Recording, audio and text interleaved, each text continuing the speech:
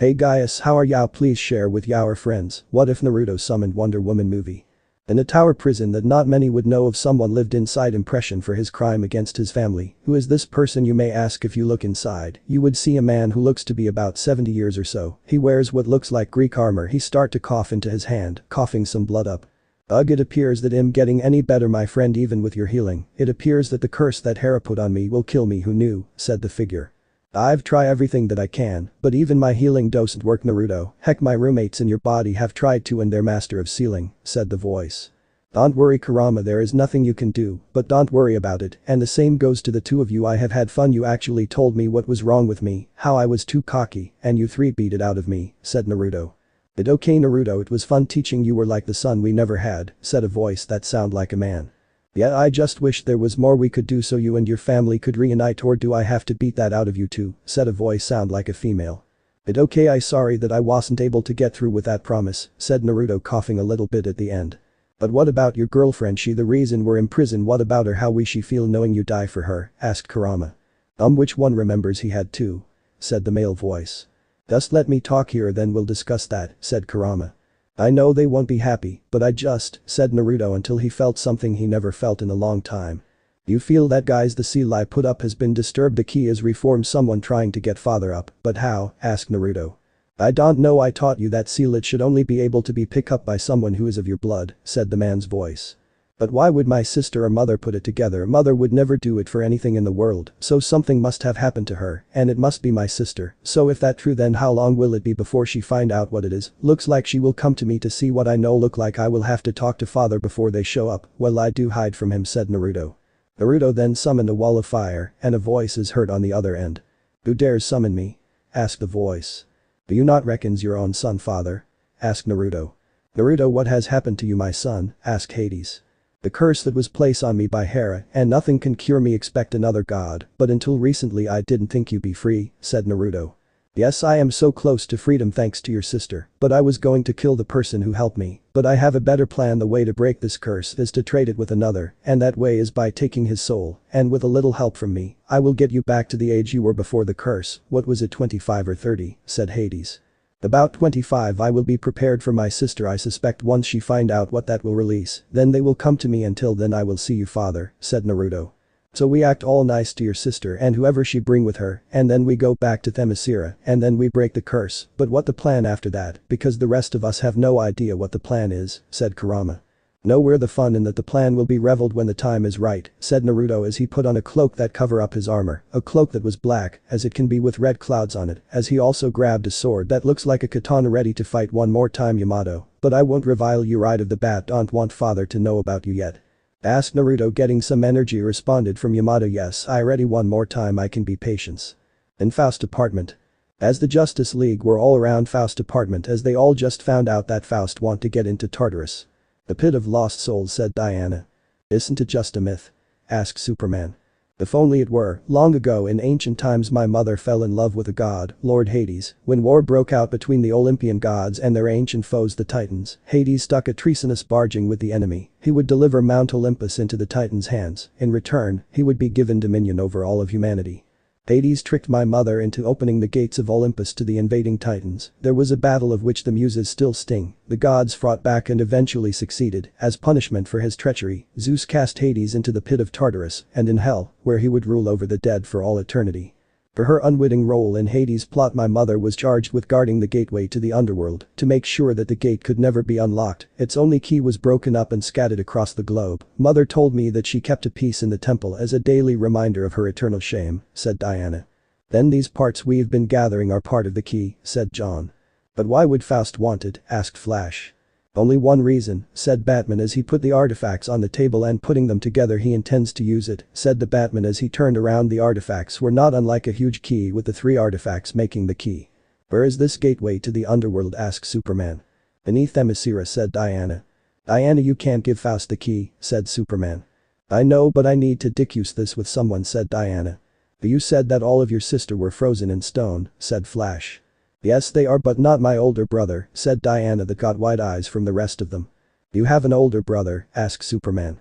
Yes, he is the son of Hades. Another thing, that mother and the rest of my sister didn't like him. He was born the same day I was, but while I had mother and my sister love, he did not, but he was better at me in every way, trying to get mother to notice him. But as mother told me when I asked her, he reminded her of his father both in appearance and in altitude. He tried to defeat, kill, and even take over and try to steal from Olympus. He should still be in the prison that I was forced to put him in the prison. He should still be there when we get there," said Diana. "Are you trust him?" asked Batman, not liking this plan one bit. "There is a curse that Hera put on him. It should stop him from harming any Amazon and anyone who with her, so we should be fined," said Diana.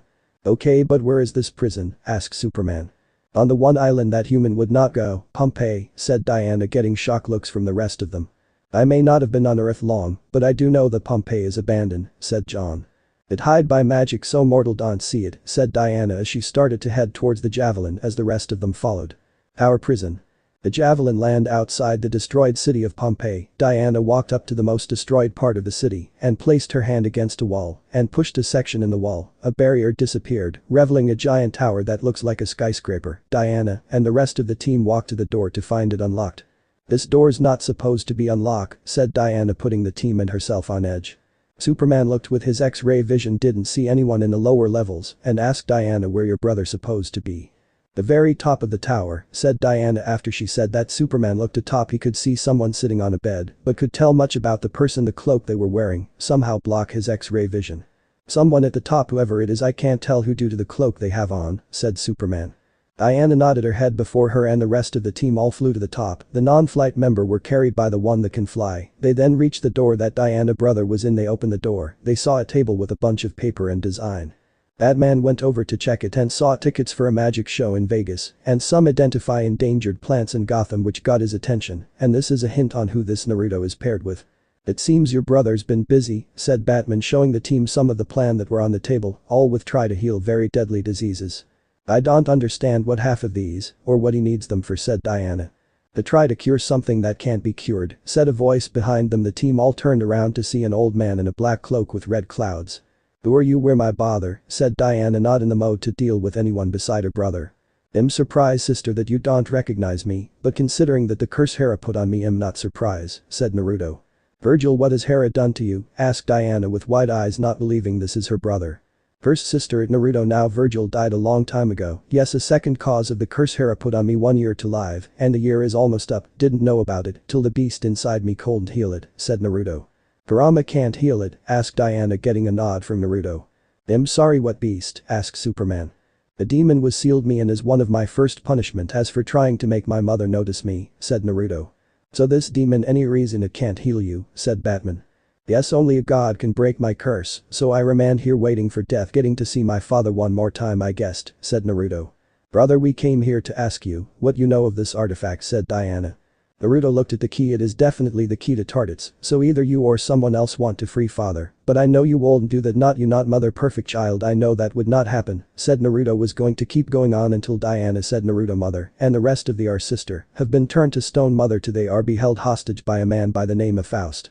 Getting a shocked look from Naruto before he turned back to normal.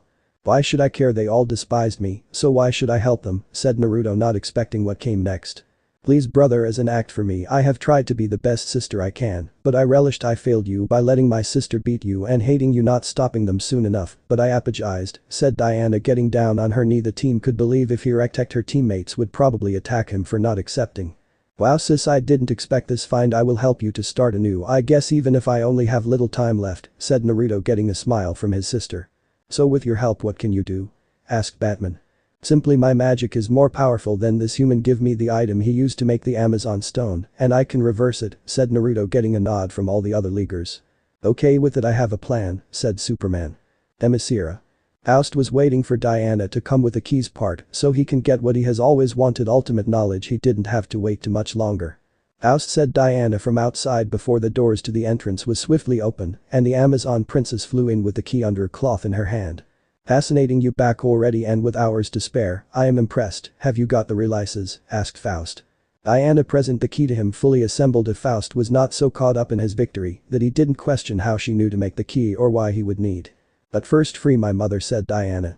"Oh yes, yes, of course," said Faust as he summoned the Medusa medallion Raves Vidi. As soon as he finished the spell the medallion glowed yellow, and Hippolyta soon followed after a couple of seconds her stone from so turned back to flesh. "Ah!" screamed Hippolyta. Diana approached Faust and gave him the key, then ran to her mother's side. "Mother," said Diana. Hippolyta looked at her daughter in wonder on how she beat the man that impression her and the rest of them, and hopping she didn't use 2 out of 3 methods, but this thought was broken by Faust. "After 3,000 years the key is finally complete," said Faust. "Diana, you didn't," said Hippolyta, dreading that she forms the key, but thankful she didn't bring her brother. "Thank you for your assistance, but now that your usefulness is over, there only one part left," said Faust as he brought the medallion and aimed it at the 2 of them Ephrobatches. "What?" Faust was about to turn the mother and daughter into stone when the medallion was taken out of his hand by a red blur. "You are not the only one with an ace up your sleeve," said Flash. "What is this?" asked Faust. His response to the question was Batman flying through a hole in the temple with his grappling hook delivering a good punch that knocked Faust off his feet. "Did you really think she trust worthless scum like you?" asked Batman, covered by both John and Superman. "Get over, Faust," said Superman as he walked towards Faust. "Never!" screamed Faust as he fired off bolt of lightning at the heroes unknown to both sides. The person the League asked to help was watching in the shadow of the room. "Why are we waiting again?" asked Kurama. "Simple, when they go to free my father we start my real plan. After all, father has told me to break the curse. I'm just seen if it worth it, and it appears so. I will have to start the plan," said Naruto as he watched Faust hit Superman, throwing him back, and the Flash taunting Faust before running into a wall. He saw Faust charge an attack and thought he'd have to interfere until the Martian body slammed Faust. The sorcerer then fired out more powerful attack to try and kill them, some almost hitting Naruto. "I have wasted too much power," thought Faust. He tried to run, but was caught by Batman grappling hook and Wonder Woman's lasso.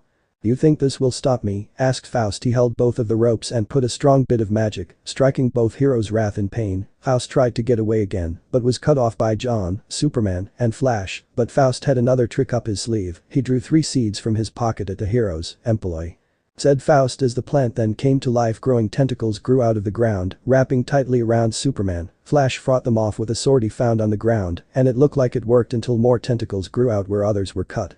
"Anyone got some weed killer?" said Flash, but that little moment of distraction cost he as the vine wrapped around him. John tried to attack Faust, but the plants frowned around their master and caught the Martian before he could attack. Superman tried to use his strength but felt something wrong. "They're feed off my energy," said Superman. Batman and Wonder Woman got up from the attack earlier and started to attack the plant, but Faust attacked them from behind. It launched Batman into the air, and the plants caught him, leaving only Wonder Woman who could fight them. All this was going on. Faust approached the Queen. Your Majesty, we don't want to be late for the grand opening," said Faust as he offered his hand, but the Queen pulled out a knife and tried to cut him down, but she was still weak from being in stone for so long. Faust was able to knock her out. The said Necropon and Elphonin. After Faust said that they disappeared, the League was then freed and Wonder Woman to them to where Faust would have gone. "Well, looks like a time from my act and reveille. Get ready, Kurama, this is tea," said Naruto as he started to change it to something demonic, looking like a cross between a gargoyle and a fox. He then flew after the League and Faust. "The door to Tartarus. I beg you to stop this. You don't know what you're doing," said Hippolyta. Faust turned back to her with a superior smirk. "I know exactly what I'm doing. I've visualized of this moment all my life. Now let us not keep our new lord waiting," said Faust. The man placed the key in the lock that had been in front of the gate and turned it, initiating the opening mechanism. Gears covered in cobwebs, stone turned brown and gray from age started moving, the metals bars keeping the gate closed slowly open. The Queen could only watch helplessly as the doors were opening. Huge flames were on the other side illuminating everything around the gate. The shadow could be seen just on the other side of the door. It approached it until finally the flames were out. It turned out to be a huge person about 4 meters tall, dressed in red and black armor, boots with bone spikes growing out of them. He had gauntlets similar to his boots, black and gray with a red tint. At the end were spokes that looked like claw coming out of fingers. He had huge piece of armor around his midsection in a mixture of gray and black with 3 red circles on his chest and shoulder pads, also black with a red outline, and 3 spikes on each. His helmet was like a mixture of Roman, Spartan and common Greek. It covered all of his head except for his eyes, nose and mouth. It was sharp around the edges on the face with 2 bull-like horns coming outside where his ears should be. All in all, he was very intimidating figure. He also wore a long black that looked burned at the end and worn out but still clean. "Tremble, mortals, your lord has come at last," said Hades. "Welcome, Lord Hades, to honor you I brought an offering," said Faust as he kneeled before him. "Do my eyes deceive me? Can it be my dearest Hippolyta? Here to greet your lord and master on his triumphant return from the deepest part of hell," said Hades as he took off his helmet revealing a handsome man. And not a day has passed since I haven't been remained of your treachery, said Hippolyta. And not a day has passed since I yearned for your touch of living flesh plush you felt the same when made our son, said Hades as he cupped her face to steal a kiss. My lord, I have upheld my end of the barging, I delivered your freedom and the Amazon queen now I demand what you promised me, said Faust interrupted Hades. By this time the heroes had hidden behind rocks and statues, they called to fort an all-out attack just yet. Ah yes ultimate knowledge, said Hades as he felt Naruto and his demon form come through the door and go to the roof to be unseen by the heroes. Naruto then landed silently behind Faust. Hippolyta saw he and her eyes went wide and Hades' smirk widened while the heroes wonder who that was. Yes your knowledge is behind you, said Hades as Faust, only to be lifted in the air by Naruto demon form. Your soul is mine, said Naruto as he sucks Faust's soul out of him and into Naruto. Naruto body was then surrounding by black fire as Hades said, allow the curse that has been in my son to be broken, I the god of the underworld commanded. Naruto head came up and a purple mist came out of his mouth his body then got young and changed back to human. Naruto then stood up his hair no longer gray, but black with it spiked he looked about 25 and his cloak blew a little he slowly stood up looking at his younger body. Oh to see you son how does it feel, asked Hades. It feels good father to have my power back now Virgil will show them all why I deserve to be the rule of the Amazons and nothing will stop me this time, said Virgil. The heroes stood in shock at the fact the person they brought with them tricked them to get what he wanted. Diana was the first to get over her shock and jump into action, taking a sword and free her mother. Hurry mother said Diana. Ah what a matter sis thinking mother will save from me like she did when we were young sorry to disappoint but not going happen, said Virgil as he charged forward to strike or kill both of them until Superman interfered with it hitting Virgil in the cheek but Virgil didn't even flinch to the punch he did deliver his own punch, make Superman spit out blood and send him flying. Batman seeing Hades distracted attack him with his batarang they hit and explode, but Hades stood there like nothing happened. Flash tried next attack him with his speed hoping to get Hades down, but the good just inhaled and blew out fire at the Flash, who went behind a wall to not get barbecked. John leapt high into the air, attempted to subdue the god, but that didn't work as Hades turned his head around and fired fire at John wounding him and pushing him in the ground. Diana and Hippolyta grabbed swords and shield from skeleton on the ground. Looks like they're challenging your reign father I will take care of my mother and sister the rest are yours, said Virgil as he charged both of them. So you dare challenge her a good behold the fate of all heroes, said Hades as he summoned skeleton armed with weapons ordering them to attack. You men take care of them leave my family to me, said Virgil. Don't hurt my queen, my son, said Hades. I won't kill her we get to see our new world the rest not so much, said Virgil as he charged Diana and Hippolyta. Mother look out said Diana as she tried to stop her brother cutting him in the shoulder, but Virgil took it and threw a right hook at Diana, knocking her out of the way. Hippolyta could only watch with sadness in her heart as Virgil knocks Diana down to the ground still coming at Hippolyta. Superman this time hit Virgil in the gut, causing Virgil to cough up some blood. Superman then hit him in the face multiply time trying to slow him down, but he saw that none of his physical attacks were working, so he tried to use his breath to freeze him in place with his breath. As Virgil walked towards him he did freeze before he could reach Superman. That should hold him, said Superman until he started to hear the ice starting to crack and Virgil bursting from it, hitting Superman multiply time getting Superman down, before kicking him in the side, knocked Superman into some of the skeleton warriors. Virgil then pick up a sword and walk towards Hippolyta she did get ready to fight her son. Virgil please you have to stop this, said Hippolyta trying to get her son to listen to her. Stop this, stop this. There is no stopping this, everything I ever did was to make you proud, every fight I did, every bone I broke. I did to make you happy to make you proud. How proud of me are you now mother? Tell me. Tell me. Shouted Virgil as he strikes his sword against her pushing her back and making her fall to the ground with cut and nick from the sword shot that got past her block. As Virgil kept talking and shouting at her the harder the strikes were, Hippolyta looked at Virgil with sad eyes. I was more proud of you than anyone you made a great Amazon a great warrior, but you remind me so much of your father that when the gods gave me Diana, I was trying to stop you from falling in his darkness by push you hoping that it would make you see that even with your powers, that unless you gave up the darkness, you would never have be able to get my acknowledgement. And for that I'm sorry for that is what push you to your father darkness, I just wished to have my son back as a full family, said Hippolyta. Virgil eyes soft as she said this, Hippolyta extends her hand and hopes Virgil would take it. Virgil dropped his sword move his hand towards hers, but Virgil hand wrapped around her neck lifting her in the air. I don't want you wish for a family, I want to see you suffer, said Virgil as he picked up his sword ready to strike as Hippolyta who had tears in her eyes before Virgil could strike Diana stop him. Virgil, it not mother you mad at it's me I stole the throne of Themyscira from you, so fight me I know that you can't beat me now, said Diana hoping to convince him to come after her. Really confident are we, but you're right, how to make her suffer than to watch her daughter die, said Virgil. While this was going on, Hades was having his own trouble with the heroes, as his skeleton army was getting torn apart by the heroes. It also seemed that Superman, who had the strength of Hercules with extra power, broke through the line of warriors, hitting Hades in the face, not that it fazed the god. He did see Flash coming from behind, hitting Hades. To the god it felt like a bug bit, but if each of them keep this up, it would start to wear on him. "You mortals dare to challenge me," said Hades as he smacked Superman and Flash away and firing fireballs at Batman and Martian Manhunter as they tried to attack from long range. Superman fired his heat vision at Hades, burning him a little. Hades them, grabbed Superman and smashed him into the ground. Batman know that he couldn't fight a god. He knew that if they could tire Hades out and hoped Diana and her mother could take out their former ally. He tried to point out might still hold a grudge for being locked up, since he should know with as many people he locked up that if they did that or the rest of them beat Hades, they all could team up against either opponent.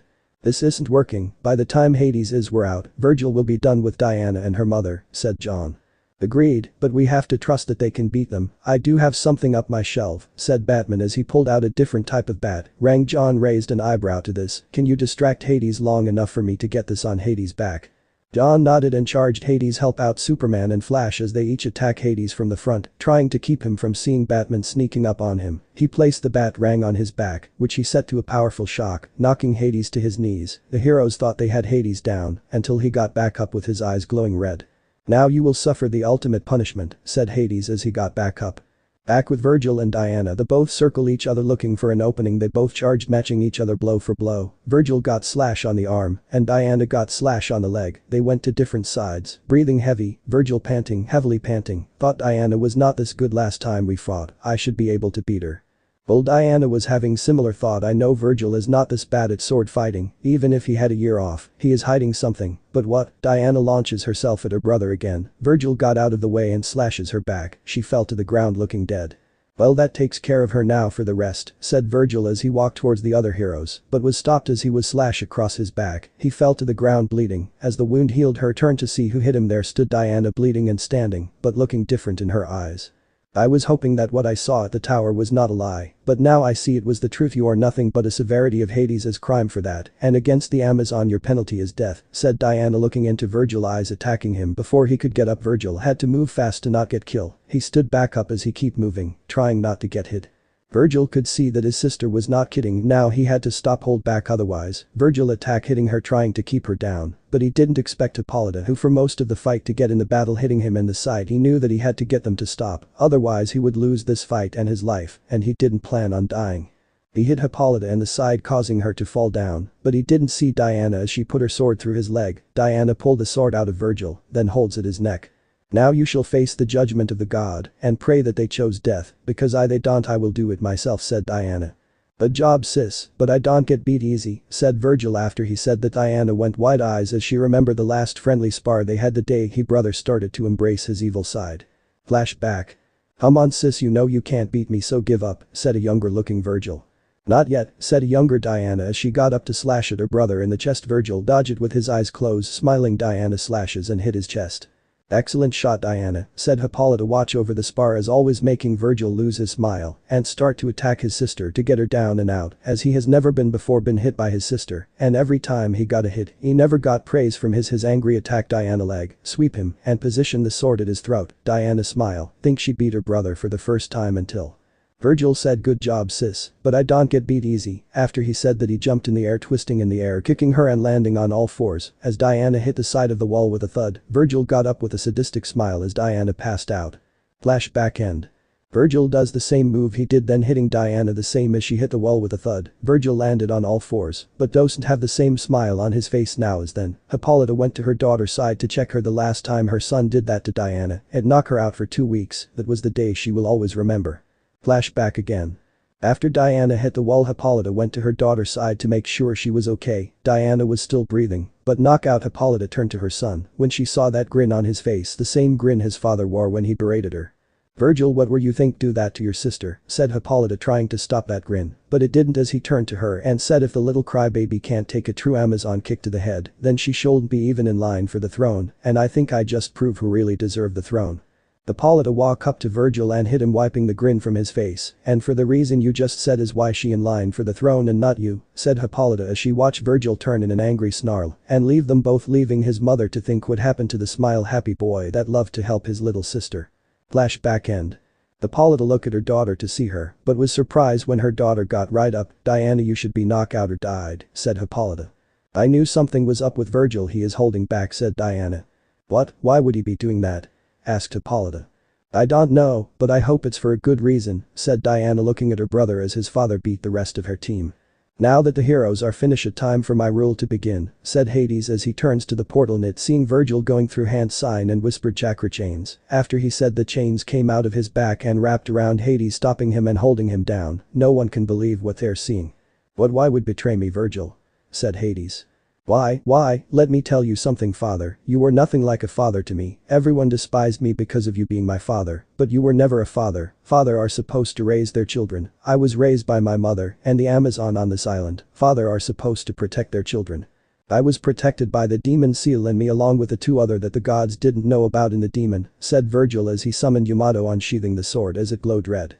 The first gave me this sword, an ancient sword that was given to her people by the very first of their people. It can reveal a demon or god true form that is hiding, said Virgil as he hit Hades across the back. Hades fell down before getting back up, showing a demonic face. How dare you, boy, I will end you, said Hades in his new form.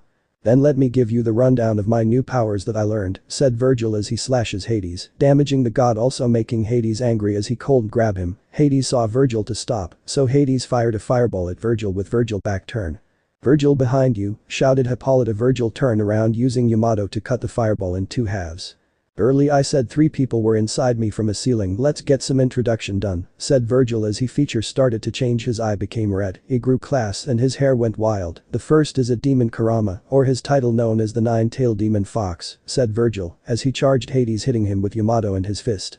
Hades cold get a hit on his son, he was getting slashed and bleeding. Virgil stopped to introduce the second person as Hades prepared for another attack.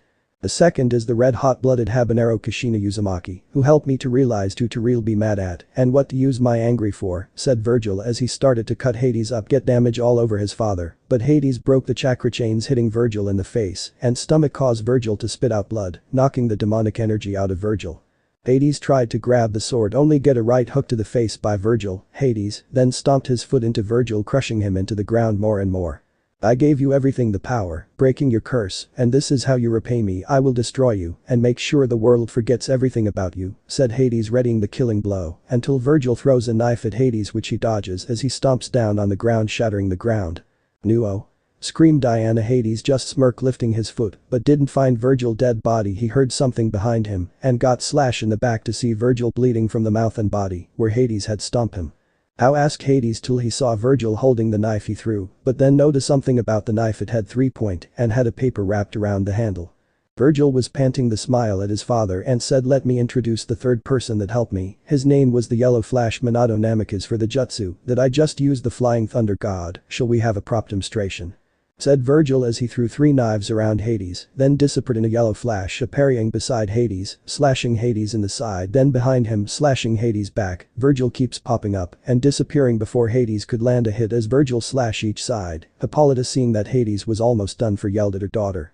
Diana destroys the key, it will send Hades back to the underworld, said Hippolyta. Diana nodded, went after the key. Hades as this hit Virgil when he landed in front of him. Hippolyta moved to intercept. Virgil, seeing this, sheathed his sword with a click. Hades fell to the ground bleeding more and more, slash then was on him before was there. Hades fell in front of Hippolyta as the Wonder Woman destroyed the key.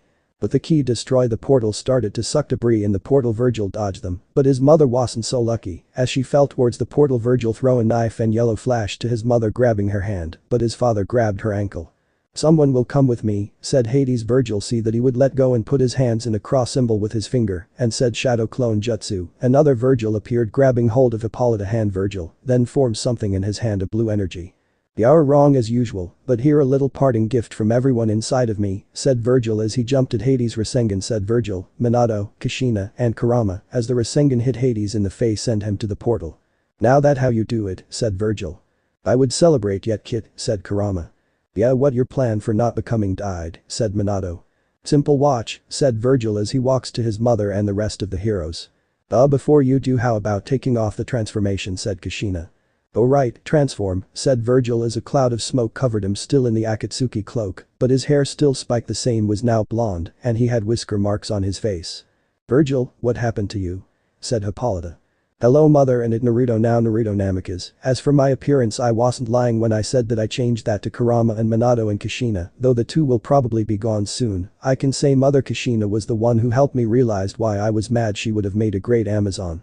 Oh and flash when I do find a way to get Kushina and Minato out of my body into body of their own. Minato was known as the fast man alive in his world, so he want to race when it happens," said Naruto. "Yeah tell him I'm up for it," said Flash. "But how do you plan on doing that?" asked Batman.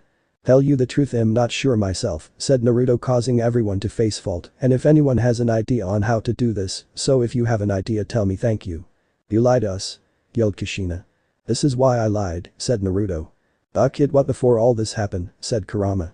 "Oh right Queen Hippolyta is disobeying order given by you I turn myself in for my crimes," said Naruto kneeling in front of his mother, shocking everyone there. "Wait," said Kurama, Kushina and Minato. Hippolyta with a frown on her face said yes as queen you under arrest and await your punishment. The next day.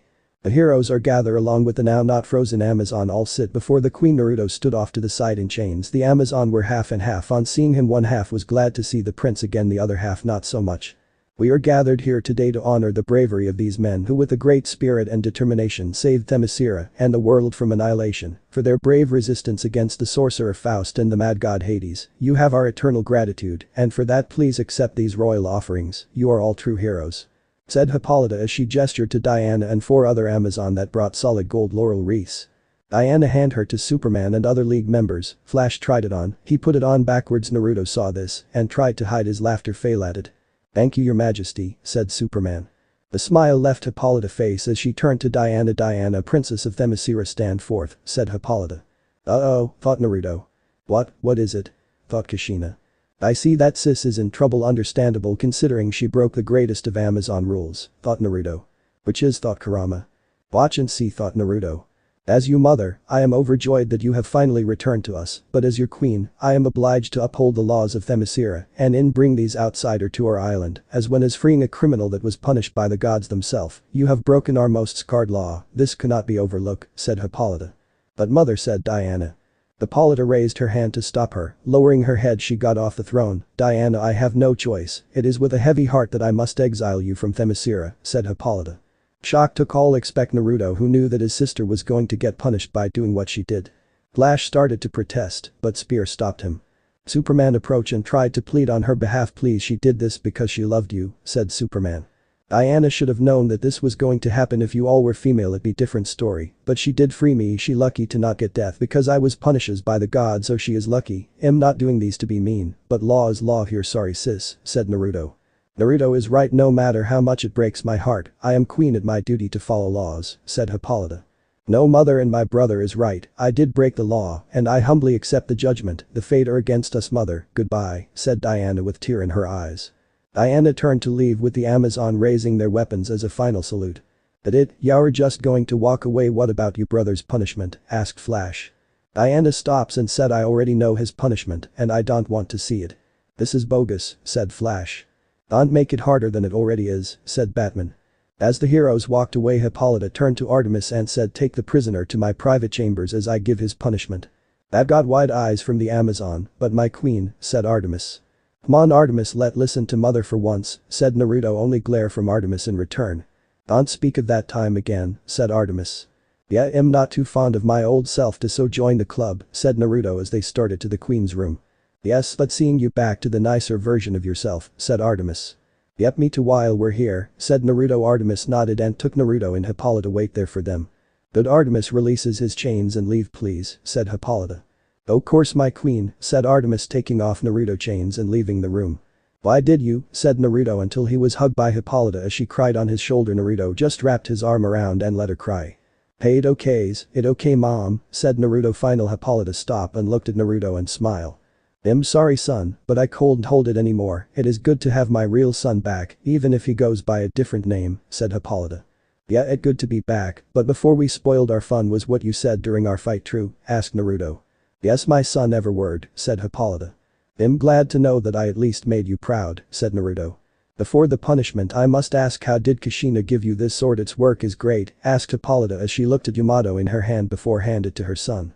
After final getting me to realize that you weren't the problem, she then trained me, and I can say when she mad she hit hard, said Naruto, getting a laugh from her mother and Kushina. Yes, I would like to meet her, said Hippolyta. Well, now that the bonding time is over, what my punishment, said Naruto, looking at the ground, not seeing the smirk on Hippolyta's face. Your punishment is to watch over your sister to make sure that she does not get killed or too badly damaged that she can't come back here, said Hippolyta, getting a shocked look from Naruto. How but you can did not, said Naruto, getting Hippolyta to laugh. I am, and I did so. Go protect your sister and be a family with her out there. When you are able to bring Kushina, you can bring your sister to, so go catch up to her, said Hippolyta, giving one last hug to Naruto before Naruto nodded and gathered his stuff, given his mother a hug and disappeared in a yellow flash. Hippolyta looked out the window with a small tear going down her face, happy to get her son back and know her daughter would be safe. On the javelin. The team was heading for the watchtower, as no one said anything until a yellow flash appeared in the middle of the javelin, getting those that weren't driving to look at Naruto stand there with a smile. What, guys, miss me? Said Naruto before getting hugged by Diana while she cried on him. What the big deal, do I look a cry pillow or something, thought Naruto. Trust me, it better not to fight it, thought Minato. How I thought that you would be put to death, said Diana. Nope, my punishment is to make sure my little sister doesn't go in over her head, said Naruto. So you're basic her bodyguard or something, said Flash. I do not need protection, said Diana. But who defeated Hades with his genius plan and beat you today, said Naruto, getting punched in the shoulder for it. I do have to admit that was a good plan, said Superman. So I guess I joined the team, said Naruto. Well, we will have to vote on it, said Superman. Okay, said Naruto. When we get to Watchtower, mind telling me your strength, said Batman. Hey, tell you everything you need to know, Bats. I need to have a backup plan in case I ever go Coco again, said Naruto, getting a nod from Batman before Batman whispered in his ear. I may know where someone you had as a girlfriend may be. You give me your information and I will give you mine, said Batman. Naruto, or as his new hero name is Virgil. Yes, they chose to give him the name of his old self. He didn't originally want that name. After talking to his sister, she explains that just trying to forget that he was ever Virgil will not stop the memories and action he did. Maybe having Virgil as a hero that the people love will. Naruto was now in Gotham, heading to Arkham like Batman promised. Okay, I can do this, I have taken many Amazon, used many women and took on a god. I can do this. Funk, no I can't, not even going to try, thought Naruto as he walked to Arkham in his Virgil form before having the last thought and turned around. Kid, you know it better to talk to her now than later when she out and about and may kill you, thought Kurama, getting Naruto to stop. At a good point, only one problem. First, poison can't kill me. Second, those plants of her won't touch me before I knock her out, thought Naruto. Okay, then why are you scared, thought Kurama. I am not afraid, thought Naruto. Really, you can't go into a Maxim security prison to see this girl, thought Kurama.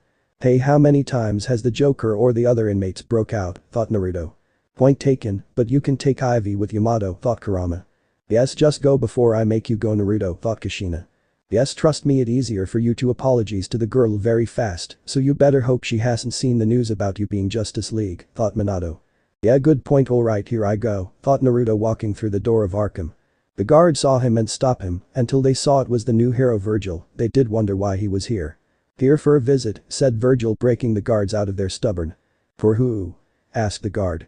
Ambula Isley, said Virgil, getting wide eyes from the guards, not expecting this.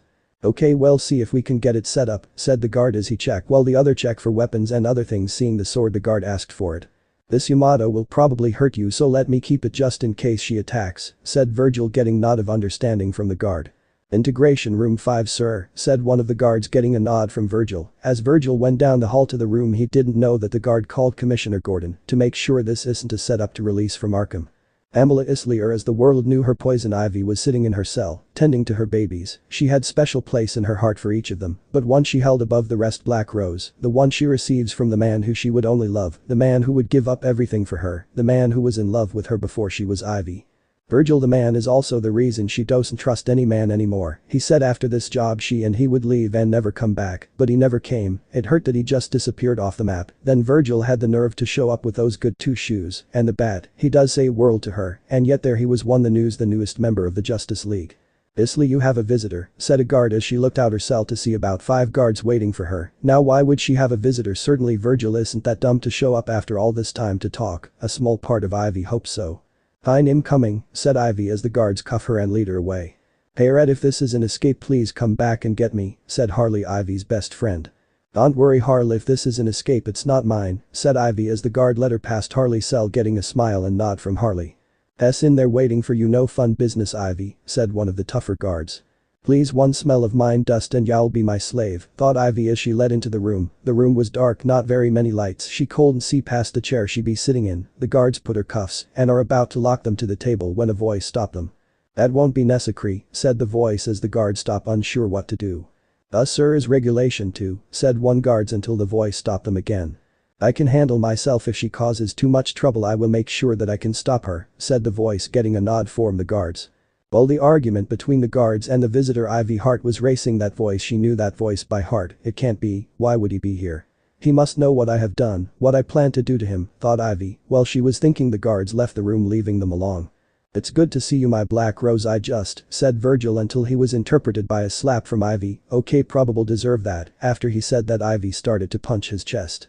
"You bastard, I waited for you, you said you would come right back, yo you said that we would leave after that job, but you never came," said Ivy as her punching slowly stopped as she cried into Virgil's chest as Virgil holds her while she cries. It okay, I know, I wish that I could make it up, but I can't. All I ask for is a chance to talk to you," said Virgil as Ivy finally settled down and stopped crying. "Okay, but you own me since this is the first time I've cried in a while," said Ivy as Virgil nodded.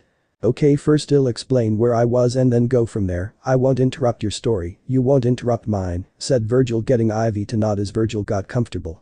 "Okay, first my new name is Naruto. Now the reason I was not there for you was that I didn't get the job to work. I was captured and put into prison, a tower that no one could find. The gods, since I have told you about them, right?" asked Naruto, getting nod from Ivy. "Yeah, before you left you told me about the island and the gods," said Ivy. "Okay, anyway the gods put a curse on me, a curse to where I was dying. That time frame gave me a year to live. Around that time I thought about you, how I won't get to see you. I knew that if I died, I won't get to you. A chance came to me. My sister came and free me as I had forgiven her. I had broken Amazon law. My mother gave me another punishment. The punishment was to make sure my sister didn't do anything reckless and to protect her," said Naruto as Ivy sit there taking this all in. "So Naruto now, right?" asked Ivy, getting a nod from him. "Okay, so your family I guess is back together. Now you won't go off on mission unless it's Justice League. Now that might be a probable, since I am one of the Bat's main villains, so it won't work no matter what you say," said Ivy. "Hey, I know all you have to do is behave, and then you can get out of here and not have to worry about it. You will live with me, okay?" said Naruto. "It doesn't matter, the people of this world continue to destroy the vital plants in this world," said Ivy, getting a shocked look from Naruto. "Okay Black Rose, I know you had a little upset when I left, tell me why are you like this?" asked Naruto. "Okay, after you left I was introduced to Harvey Dent, who took a liking to me. He had destroyed the roses you showed me before you left. By him destroying those roses, I realized that people can't be trusted. As time went along, and my chance at getting the revenge the plants deserve, I need to get more powerful, so I made a chemical that gave me my green skin look and the hormones I give off. I helped me along the way, but there I guess two things that always came to my mind. One, helping my babies out when they can't defend themselves. The second was you, the man who promised something that I can't have anymore," said Ivy, looking down at the ground sad. "What is it?" asked Naruto. "The chemicals I used to help me along with the inmates here to make sure I was immune. The chemical, one day Joker decided to play a joke on me. It cost me a lot to stop myself from dying. I had to put the formula in me, but at a cost. I can never have a child," said Ivy, getting a shocked look from Naruto as he grabbed her and held her to make sure she won't be crying on his shoulder. "I'm going to kill that clown. I don't care what Bat said. I'm considering using impure on him." "Minato, looks like I found your body," thought Naruto. "Now I may have to agree, but I don't want to be having that body, thank you very much," thought Minato. "I have to agree, if Minato had that body I think I freak," thought Kushina. "We all agree that he does die, right?" thought Kurama. "Yes, yep, oh yeah, not chance he leaves alive," thought Naruto, Kushina, and Minato. "Then why? Why haven't you killed him yet?" asked Naruto. "Harley, she a friend of mine, I want to save her from the Joker, but until she see it, she the one who should kill him, no one else, that is why," said Isley. "You always wanted to help someone that had been in trouble, even if they don't feel like they need it, Black Rose," said Naruto, getting a smile from Isley. "Yeah, after you left she kind made me feel as happy as you did. I'm not sure if you two should meet or not. I don't know if I can handle all the things you two will do together," said Isley. "Let me know, you must be talking about someone else," said Naruto, using fake shock, getting an elbow from Isley. "Maybe if I get out I will introduce the two of you, or maybe not," said Isley. Yeah, if you can behave then maybe I will. If you agree to that, then the bat will let you live with me, it'll even let you bring you babies with you, said Naruto, getting a smile from Ivy. She opened her mouth to say something when Naruto communicator went off. Virgil, we need you to meet us in Central City, said his sister. Okay, in the middle of something, called it too fast for everything guide is city not my problem. But the thing it disappear of the Flash and Green Lantern were in the city when it disappear, said Diana, getting a sign from Virgil. Okay, I'll meet you there, said Virgil, then he turned to Ivy and opened his mouth to say something, but stopped when Ivy put her hand up. Hey, okay, just go, I'll see you when you get back, said Ivy. Hey, don't worry, this time I'll come back, said Virgil until Ivy kissed him. The guards burst in the door, thinking that she just killed him. When they separate them they saw he was still standing and alive. Virgil looked at them pissed. What the hell do you think you're doing? Asked Virgil, ready to unleash Yamato on them. Sir, we thought that she was trying to kill you, her kiss is poison to anyone but you, said the guard as they released Ivy. Okay, understandably, see you Ivy, said Virgil as he left through the door. After he left the room, the guard escorted Ivy back to her cell, but no one had ever seen that big of a smile that would make the Joker jealousy. The guards then lock Ivy back in her cell. Hey Red, what happened? How come you smile so much? Asked Harley. Simple, my guy's back and he is better than ever, said Ivy. Really? Who? Come on, spill please, said Harley. How about I tell if you agree to be good then you can come and meet my Adam, said Ivy. So his name is Adam, or is he the Adam to your Eve? Asked Harley, using her former psychiatrist to use. The latter, said Ivy with a dream look. Wow, who would have thought that you would find him? Said Harley. Actually, at my former boyfriend, the one I told you about, said Ivy. Okay, I'll do it, said Harley. And the javelin. Okay, so the city just vanished into thin air? Asked Virgil. Yeah, I tried to raise them on comm, but nothing happened, said Hawkgirl. Okay, that new to me, unless someone know how to use jutsu, then there no way, not even technology is that good as far as I know, said Virgil. Okay, you guys, we're approaching Central City, said Wonder Woman. Or at least where Central City used to be, said Hawkgirl as she pointed to where the city was. Proximity alert, said Wonder Woman, pressing buttons. But there's nothing there, said John. Batman built this device. If it says there's something there, then there's something there, said Wonder Woman. Suddenly the javelin hit something, causing it to fall to the ground. They team after getting out of the javelin and saw scratches and dings on the wing. Remind me never to doubt technology again, said Virgil, getting a nod of head from John. Let's see what we hit, said Wonder Woman as she walked forward and touched a field. It looks like an energy field, can you phase through it? Asked Diana to John. He nodded, then flew towards it, but was pushed back as soon as he touches it. No, it seems to be highly advanced, said John as Hawkgirl grabbed her mace. Let me try to get through, said Hawkgirl as she flew and hit the field and was shocked, then flew back. Virgil, seeing her fall, caught her.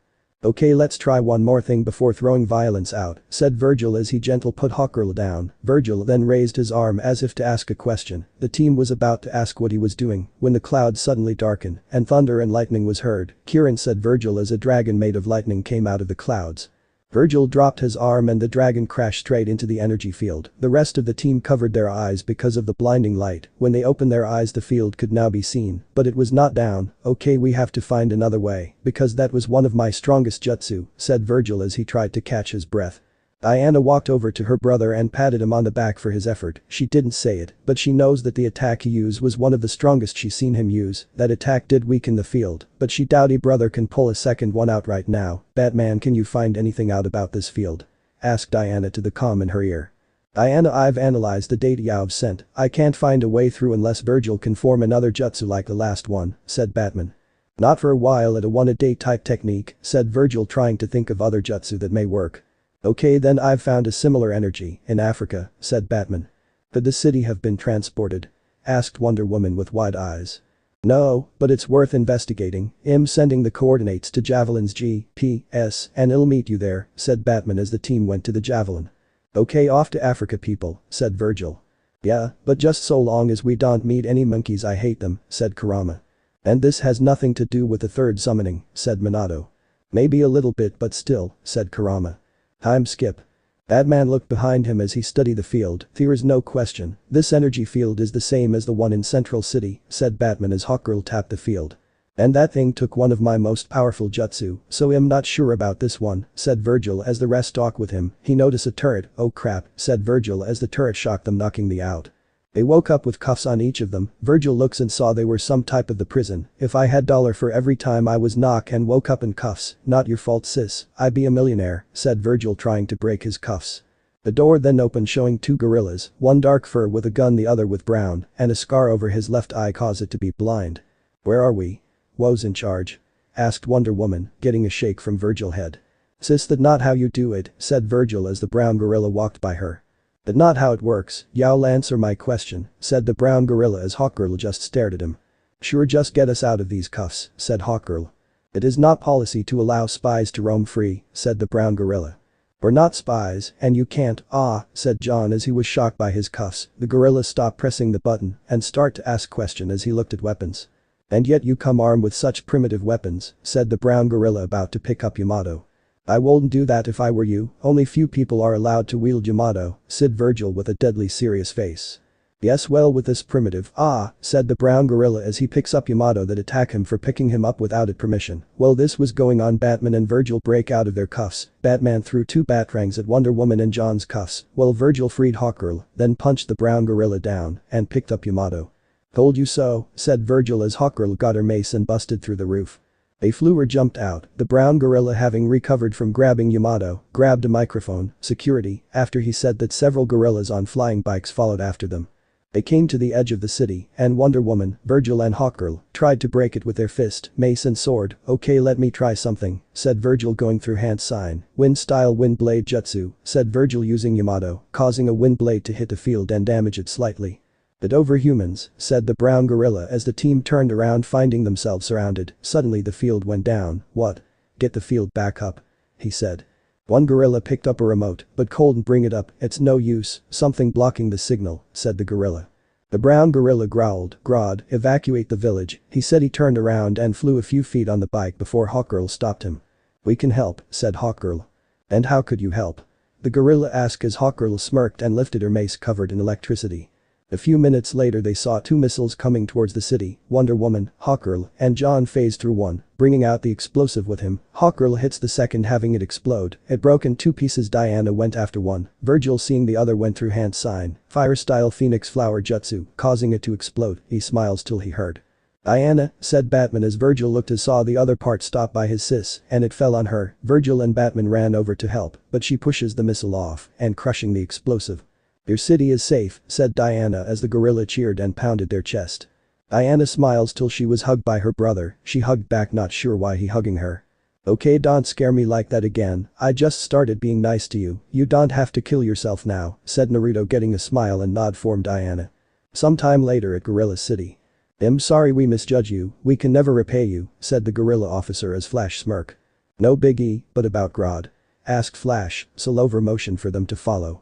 "It'll show you," said Silver as they went outside and saw Grodd in a pen holding a banana, pushing a tire with a blank look on his face. The feedback from the helmet completely wiped his mind, he said.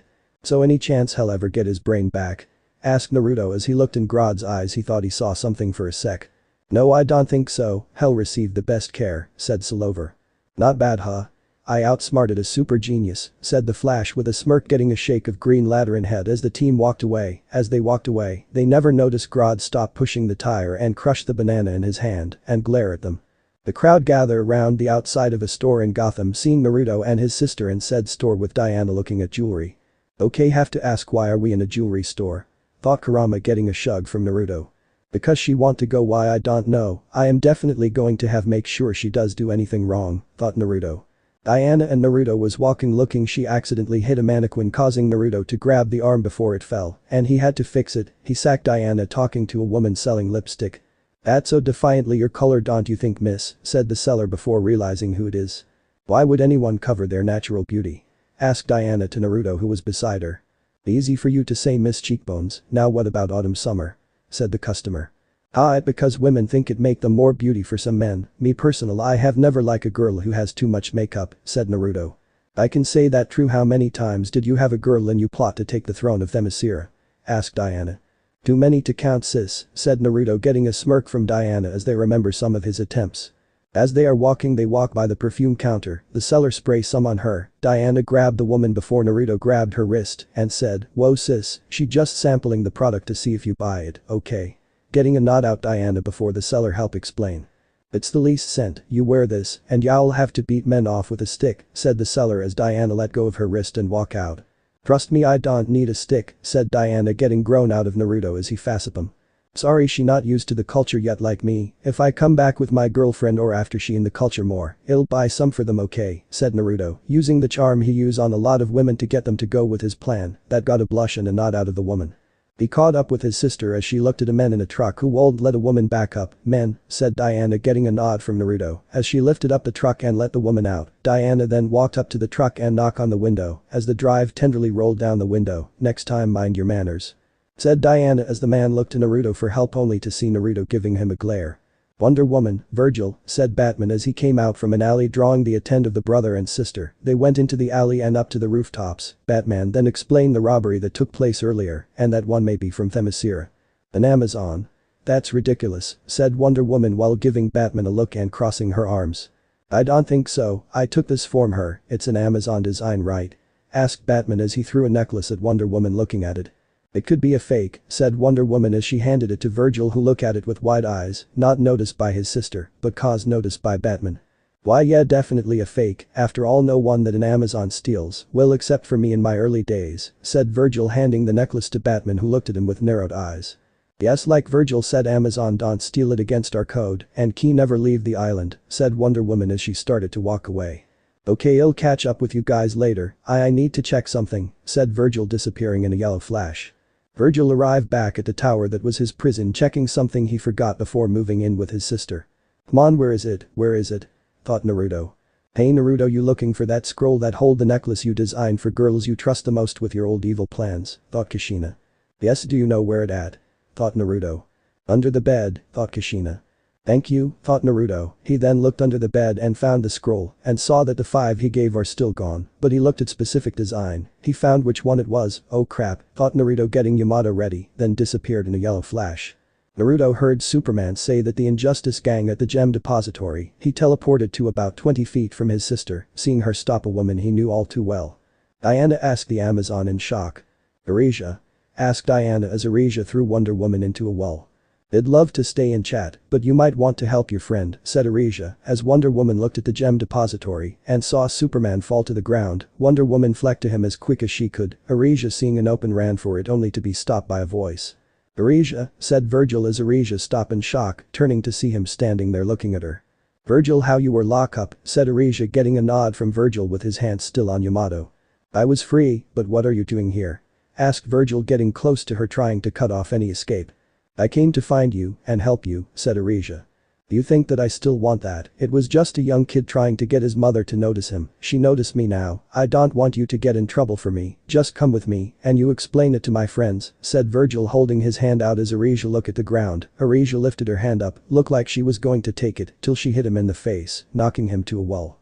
Aresia went to attack again, but was stopped by Virgil with Yamato out holding back her fist. Virgil then slashed her arms faster than she could see. What is that? Asked Aresia looking at Yamato. Oh you've been introduced, this is Yamato, I could kill you before you even know it with this sword, said Virgil. I can tell you this one of your plan does work ask you friend Superman over there, said Aresia getting wide eyes from Virgil as he looked at Superman then saw Aresia running. Shit, shadow clone jutsu, chase after her, said Virgil to the clone that got nods from the clones as Virgil headed for the rest of his team. As he got there he saw Wonder Woman holding Superman and he looked very sick. She didn't use that did she? Thought Naruto as he saw the type of sickness Superman has. Sis don't touch him, said Virgil getting a look from the rest of the team. Why asked the Flash? Because he is poison with a deadly poison that should cause great sickness before killing. It is passed from person to person through air and skin contact, said Virgil getting a nod from the team. As Virgil went to pick up Superman his sister stopped him. You are the one who knows this the best you go to Themyscira and find what you can of Aresia, said Wonder Woman. It's okay my clone or never mind, said Virgil as he saw his clone memories that Aresia attacked Sister Nod and took Superman to the catch sticker. Hawkgirl at Themyscira. Hawkgirl landed on a tree branch, then put her hand to her ear. Batman I've reached Themyscira, now what? Asked Hawkgirl looking up at the Batjet. Or now see what you can dig up, said the Batman over the communicator. Roger that Hawkgirl out, said Hawkgirl as she stayed in the trees. Just then several Amazons with some wearing armor, looking around, this is a waste of time, whoever done this won't dare stay on the island, said one of the Amazons. Maybe, but we have our orders, said another Amazon before hearing a snap and seeing Hawkgirl. Hate him a fry, said Hawkgirl before she was interrupted by the Amazons firing their weapons. "Better, don't let her get away," said one of the Amazons as they threw nets at her. As Hawkgirl was flying trying to avoid nets, she didn't see one on the boulder. As she threw a net catching Hawkgirl. "Got her," said the Amazon on the boulder. The Amazon took Hawkgirl. "We've captured the thief, my queen," said one of the Amazon as she roughly pushed Hawkgirl. "Then you deny taking the gold," said Hippolyta, getting a nod from Hawkgirl. "I'm a friend of your daughter and son," said Hawkgirl, getting wide eyes from Hippolyta before commanding the Amazon to let her go. Before she could ask why she was here, a yellow flash appeared beside Hawkgirl, revealing Virgil. "Son, what are you doing here?" asked Hippolyta. "Mother, I believe that, okay, you may already know," said Virgil, seeing Hawkgirl before she looked at Virgil and Hawkgirl with a raised eyebrow. "No, I don't know, so why don't one of you tell me," said Hippolyta. "We know that Aresia is involved in a crime where she caused a deadly poison, so where is she supposed to be?" asked Virgil as Hawkgirl showed the necklace to Hippolyta, who became wide-eyed. "Ready, my horse," said Hippolyta to one of the Amazon as she nodded and got her horse. Time skip. Hawkgirl, Virgil and Hippolyta came upon a tower at the edge of the island. "Aresia is supposed to be here in solitary meditation," said Hippolyta as they walked up the tower to the top of the tower and saw it was empty. "It looks right, no one's been here for weeks," said Hawkgirl as her, Hippolyta and Virgil look around. "Yeah, I have to ask, what is with the tower punishment? I mean, seriously, did the dungeon go out or something?" said Virgil, getting a shake of Hippolyta's head. "No, this was the last step in her rebirthing," said Hippolyta as she then went on to explain how Aresia was born in the world of men and how she lost everything when the army destroyed her hometown and pirates attacked the ship her and her family were on. She then washed up on shore. "Let me tell this part, Mom, she was my best friend in the early days," said Virgil, getting a nod from Hippolyta. Flashback. The young Virgil sat in what looked like meditation, wonder how her sister still has the throne when he doesn't, when he heard his mother communing with a girl in her arm yelling for a healer.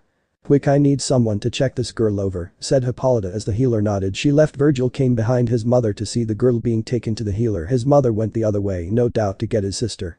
Might as well see what going on, thought Virgil as he walked to the healer room and knocked on the door. One of the healer answered and smiled to Virgil. "Yes, young prince?" asked the healer. "I was wondering about the girl my mother brought in," said Virgil, getting a nod from the healer. "Yes, one of us just finished checking her over. You can come in and check on her. I was just about to get the queen. Would you watch her? Will I get the queen?" said the healer as Virgil nodded and the healer walked away. "She don't look like much, but maybe I could use to get the throne." "Yes, that will work," said Virgil.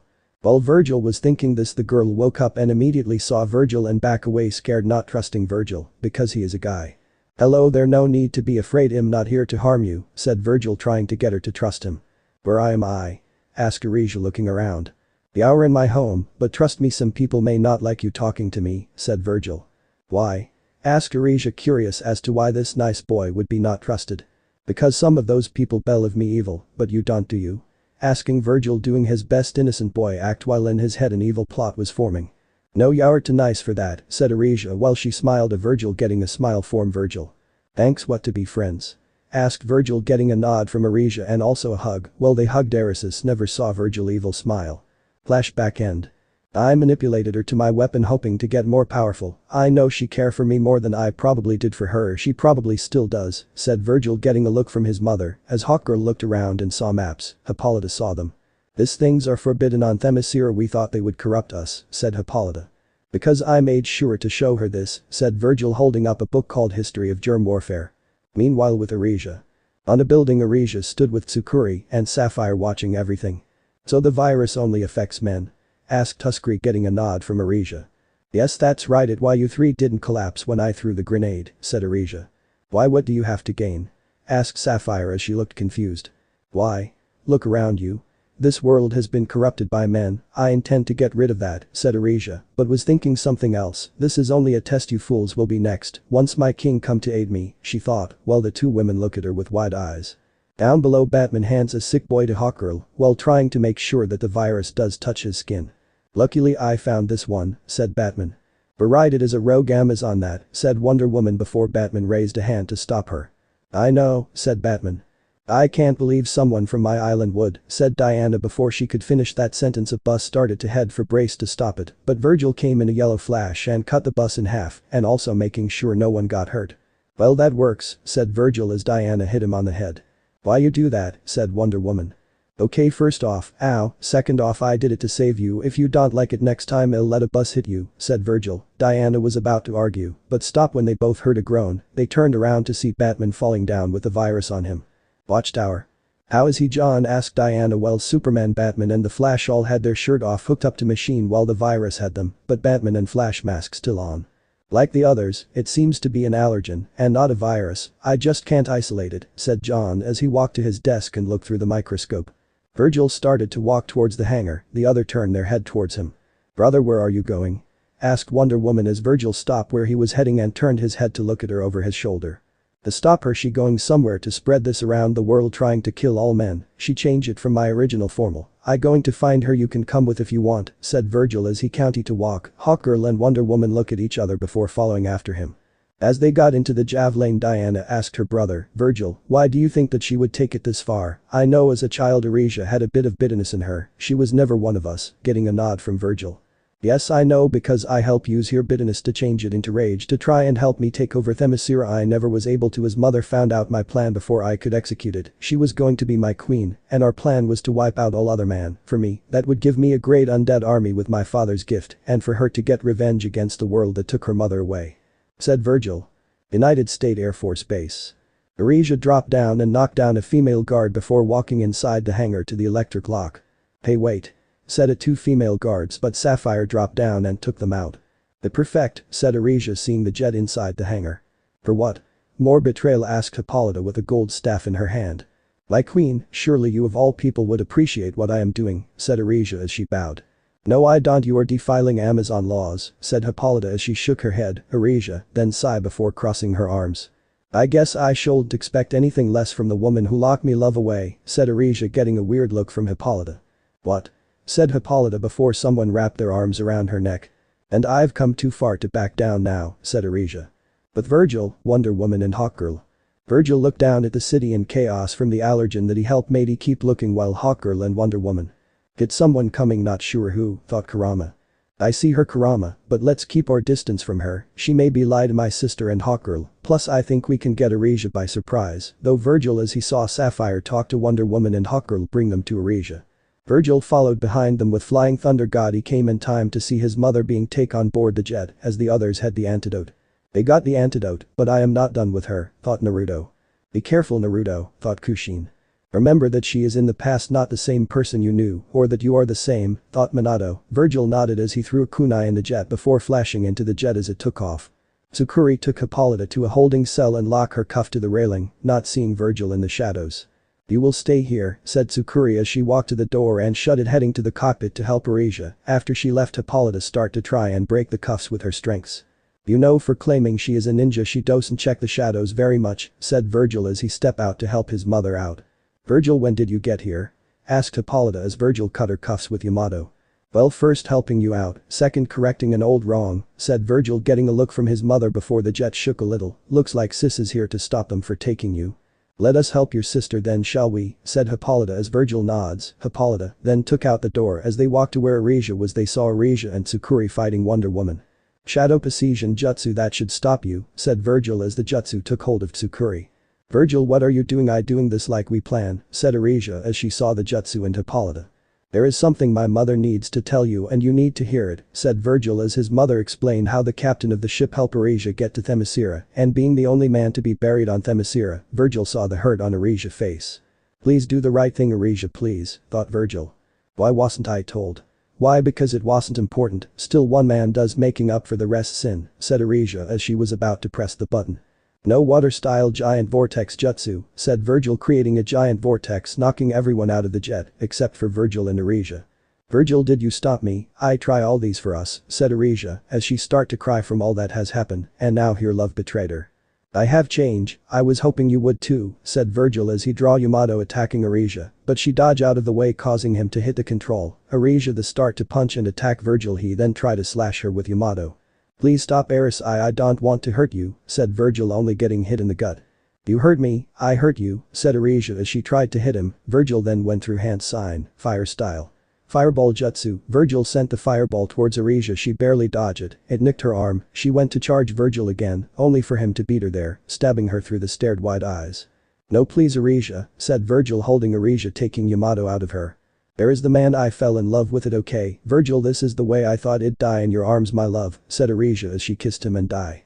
Virgil started to cry and used the Flying Thunder God to take them to the javelin landed with Aresia in his arms. Virgil is she? Asked Hippolyta getting a nod from him as he sat her down on the floor. Watchtower. Virgil sat in his room not answering to anybody, taking a drink, tiring to get rid of him killing Arisha and tiring to remember the good time they had. Pit, thought Kurama. Not now, just leave me alone, thought Naruto as he continued to drink. Oh, what the matter, mad because you killed the girl we love, said a voice causing Naruto to stand up and seeing an exact copy of himself standing there. The only difference was the looking in his eyes. They were red with black all around the eye, the same eyes his father had. You can't be here, said Naruto looking at the darker version of him. Oh, but I am the real Virgil, the one who had control of the body before the unexpected guest arrives, said the dark Virgil. Yes, I remember all four of us locked you away to make sure you did, and I was in control of the body. You are everything evil about me. We wanted to make sure that you would go, and I would stay the good and the bad. I'm the one you locked up after our sister was born, said Naruto getting in dark Virgil face, causing him to try and punch Naruto, but his punch went straight through Naruto like a ghost. Damn it, not strong enough yet, said dark Virgil causing Naruto to smirk. Yeah, looks like you are not taking my body anytime soon, said Naruto. No, but thanks to dad I am getting stronger. I guess he did more than give us back our youth, but if it wasn't for you I would still have my queen with me. Maybe I should kill your queen Ivy in exchange for said dark Virgil caused Naruto to get more mad. You try that, I'll kill you, said Naruto causing dark Virgil to smile. Yes, let your anger grow, it makes me stronger, said dark Virgil as he disappeared. No, I won't let you do this again, said Naruto as he grabbed Yamato and start to get ready to face his inner evil. Yes, get ready to kill him, thought Minato. Yeah, no one threat the girls that Naruto worked so hard for, thought Kushina caused Naruto to stumble a bit. Haha, thought Kurama. An army was attacking a woman with black hair and a white dress, purple cap and a beaded belt sitting on a horse clutching a necklace. A young blonde hair boy came up beside her on another horse. Mother, when will I have my kingdom? Asked the boy as him and his mother looked at a castle. Soon, my son, soon, said the mother as she let go of her necklace. Inside the castle, two knights were guarding the gate that the army was trying to break down. A third knight came up to them. The king needs you at the south gate, he said. But we're guarding the gate, said one of the two guards getting a nod from the knight. Oh, we'll handle this, said the third knight getting a nod from the two other knights as they ran to the south gate. The knight took off his helmet to reveal a young man with dark red hair and black eyebrows. He walked to the gate and opened it, letting the army in. Morgana, my love, said the knight as he leaned in for a kiss, only for Morgana to bite him in the neck, who fell as his left cheek and neck started to turn blue. Morgana, why? The lover, my son Mordred Camelot new king, said Morgana, leaving the knight to die. The knight coughed as everything started to turn red. Art thou satisfied, villain? Said a voice causing the knight to look up and see an elderly man in a white robe and bread walking towards the knight. By thy treachery Camelot falls. You won't understand, Merlin, you were not a man and never felt the sweetness of a woman's kiss, said the knight looking up at the now identified Merlin. The viper kissed Jason blood, from demon in human form, all my great dreams gone, said Merlin. And I'm not paying for it with my life, is that not enough?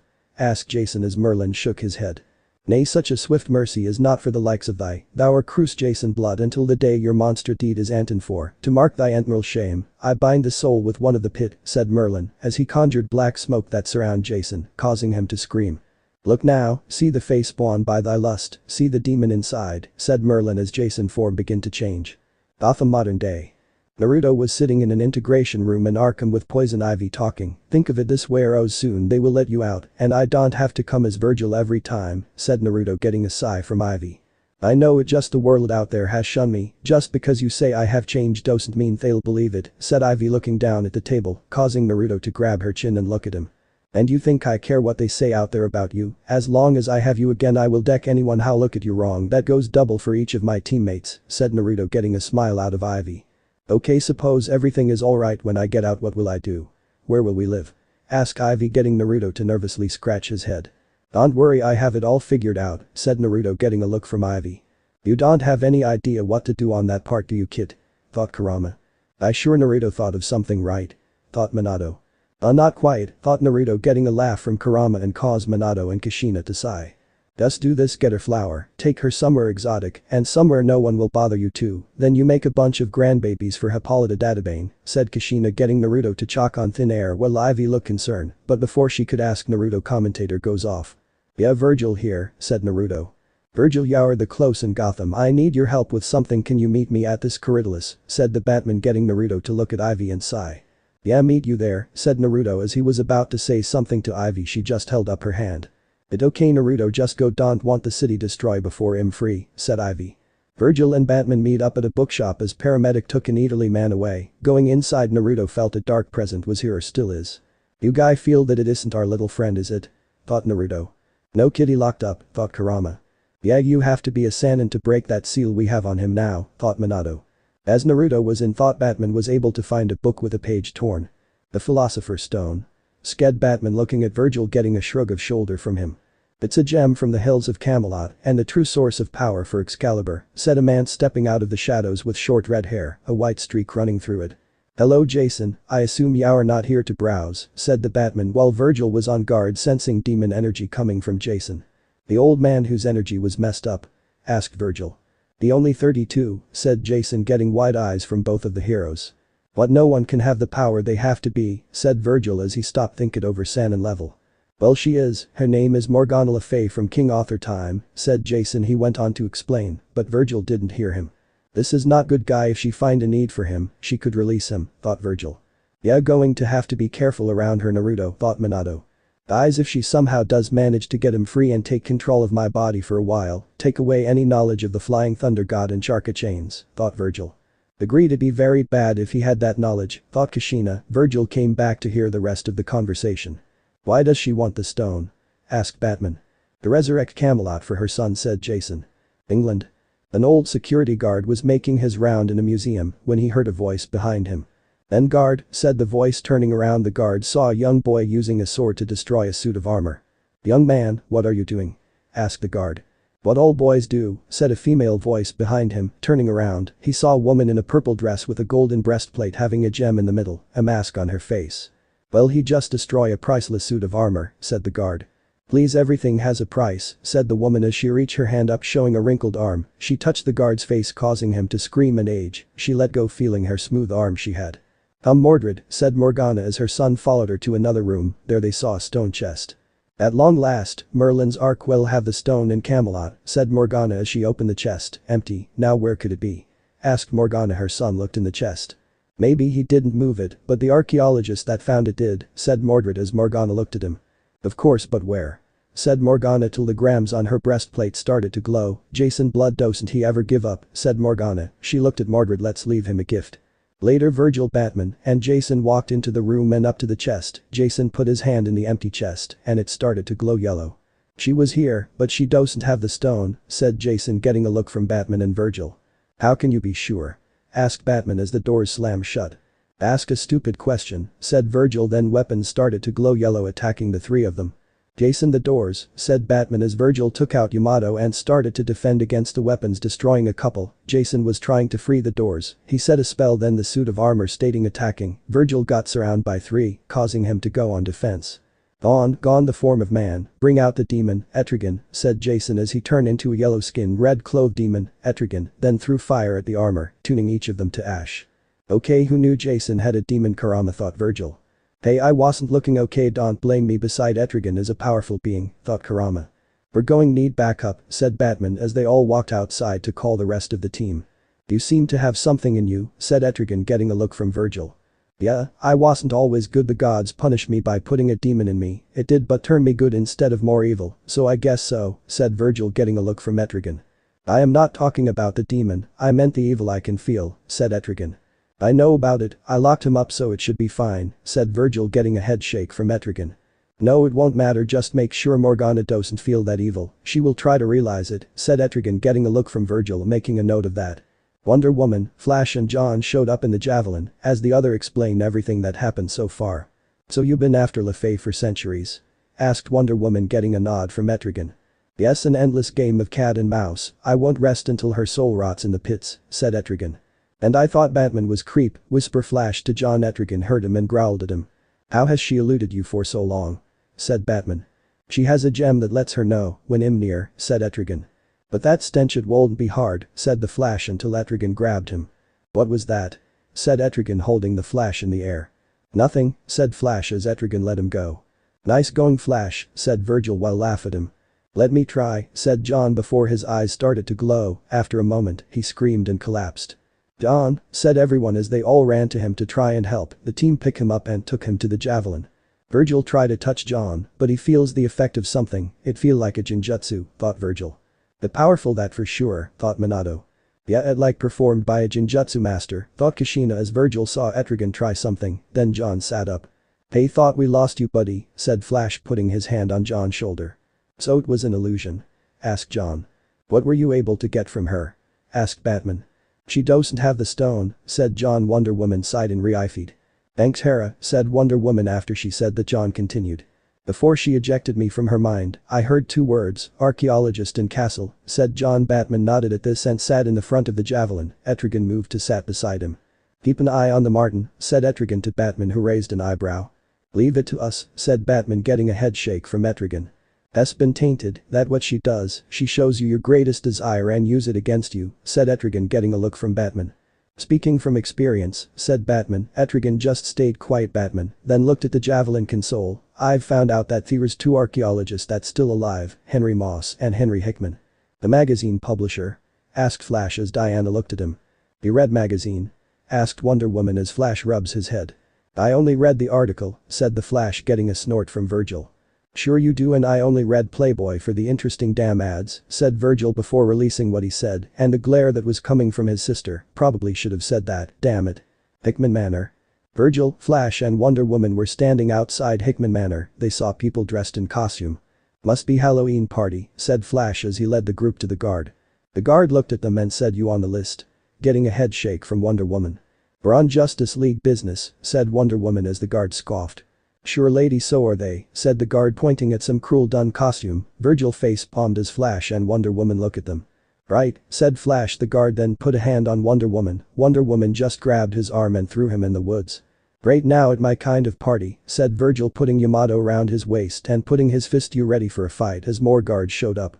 Wait, said a voice, and an elderly man walked up in a robe. He then walked around Wonder Woman, checking her out. Okay, not fine with this, thought Virgil. What a matter kid, don't like sister getting look at, thought Kurama. Ah, how cute, Virgil having his first overprotected big brother moment, thought Kushina. How can I deny a goddess? Said the man, revealing himself to be Hickman. He took her hand and kissed it, leading a confused Wonder Woman. I'm with her, said the Flash, speeding inside Virgil. Just yellow Flash inside, since mark each member of the team for emergency, and in Virgil mind this is an emergency. Sometime later Harvey was showing Virgil, Flash and Wonder Woman around the mansion. And this is one of my prized possession, a Greek, said Harvey until interrupted by Wonder Woman, a Roman copy, getting a look from Harvey. What, said Harvey. Trust her, she probably posed for the original, said Flash, getting a look from Virgil and wide eyes from Harvey. The model, said Harvey, getting a face palm from Virgil. Wonder Woman looked at Flash in surprise. Excuse me, I think I found some evidence, said Flash, speeding in a room where there was a pool. Great, there goes my backup. Now if I can get him away from Diana, I can show him what a brother demigod looks like, thought Virgil as he saw her flirt with Harvey. Who taught her to flirt? She pretty good, thought Minato, getting a growl from Virgil. Hit, I feel someone powerful, thought Kurama, getting Virgil to look around for the source. He saw Harvey take Wonder Woman to the room with the stone, only to get a glimpse of Morgana. Oh shit, thought Virgil, using Flying Thunder God to get in the room, in time to see Harvey become a giant worm and Morgana go for the stone. Morgana, please don't do this. Think about what you could happen by doing this. I know what it like to not have a kingdom that you thought was yours, so please stop before it's too late, said Virgil, grabbing Yamato just in case. You are right, but it already too late for us, but for trying I give you a gift. I see great evil that you hide. Let's realize and see what happens, said Morgana, throwing a red beam at Virgil. Look who coming, thought the darker side of Virgil, getting past Kurama, Minato, and Kushina to take control of the body. Virgil kneeling to the ground after the spell hit him. Virgil got up from the ground, looking at his hand, feeling his body before smiling and starting to laugh. Oh, it feels good to be out again. I think I like this, thank you Morgana. I think I shall give you a gift, said evil Virgil, walking up to her and grabbing her arm before dark energy flow from Virgil to Morgana, causing her to scream. Mother, said Mordred, trying to come to her aid, but a force field stopped him.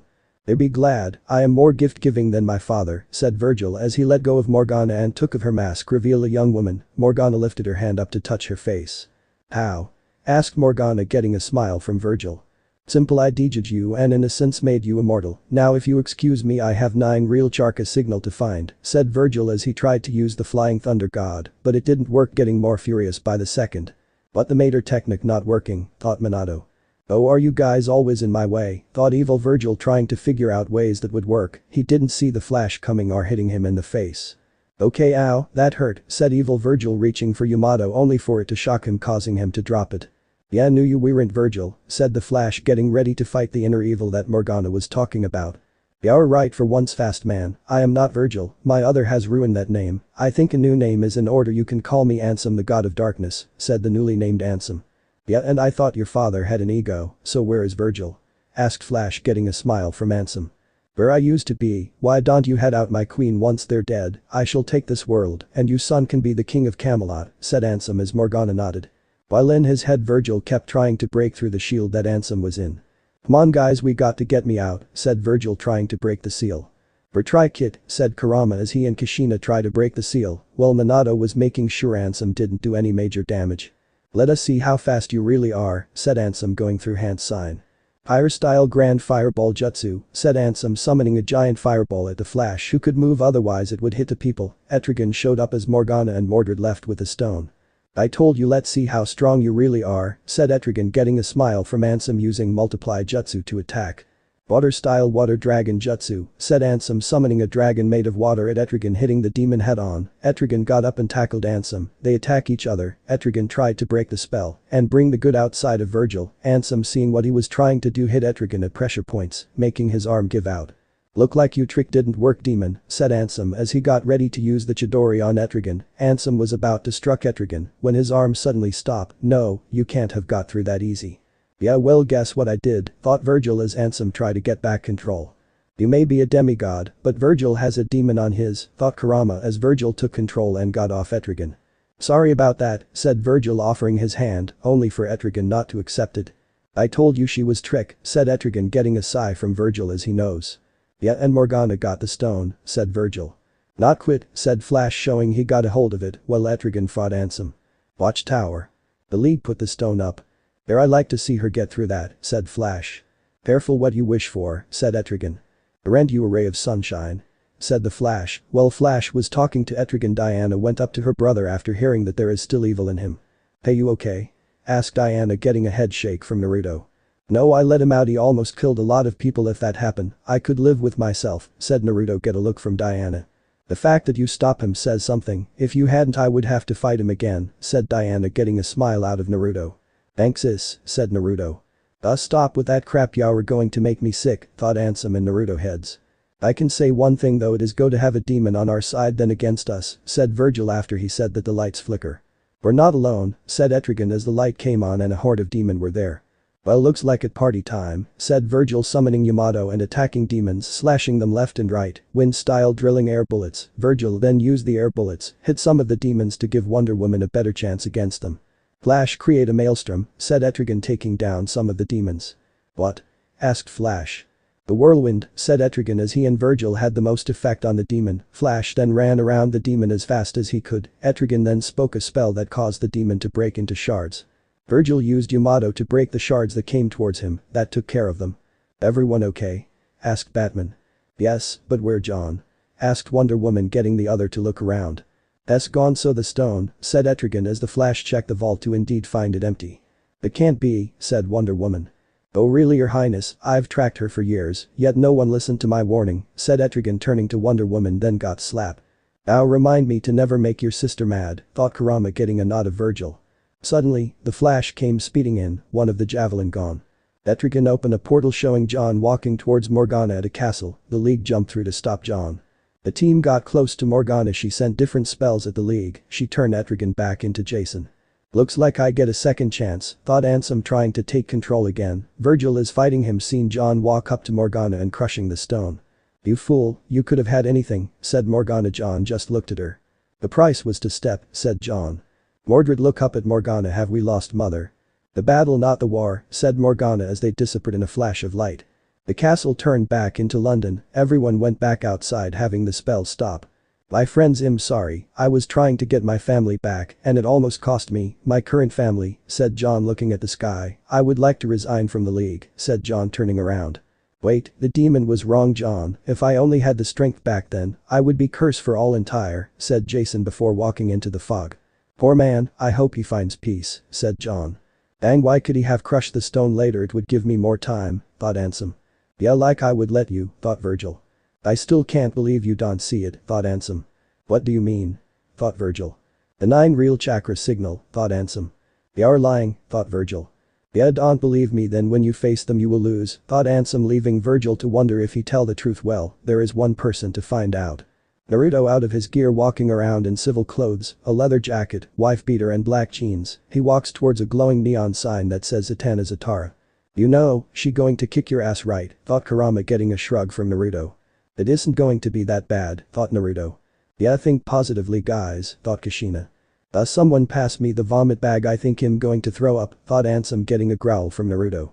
Before Naruto could replay, he heard the introduce a ladies and gentlemen, please put your hand together for Zatanna Zatara, as a poof of smoke happened on the stage and a woman appeared on stage getting a slack jaw from Naruto.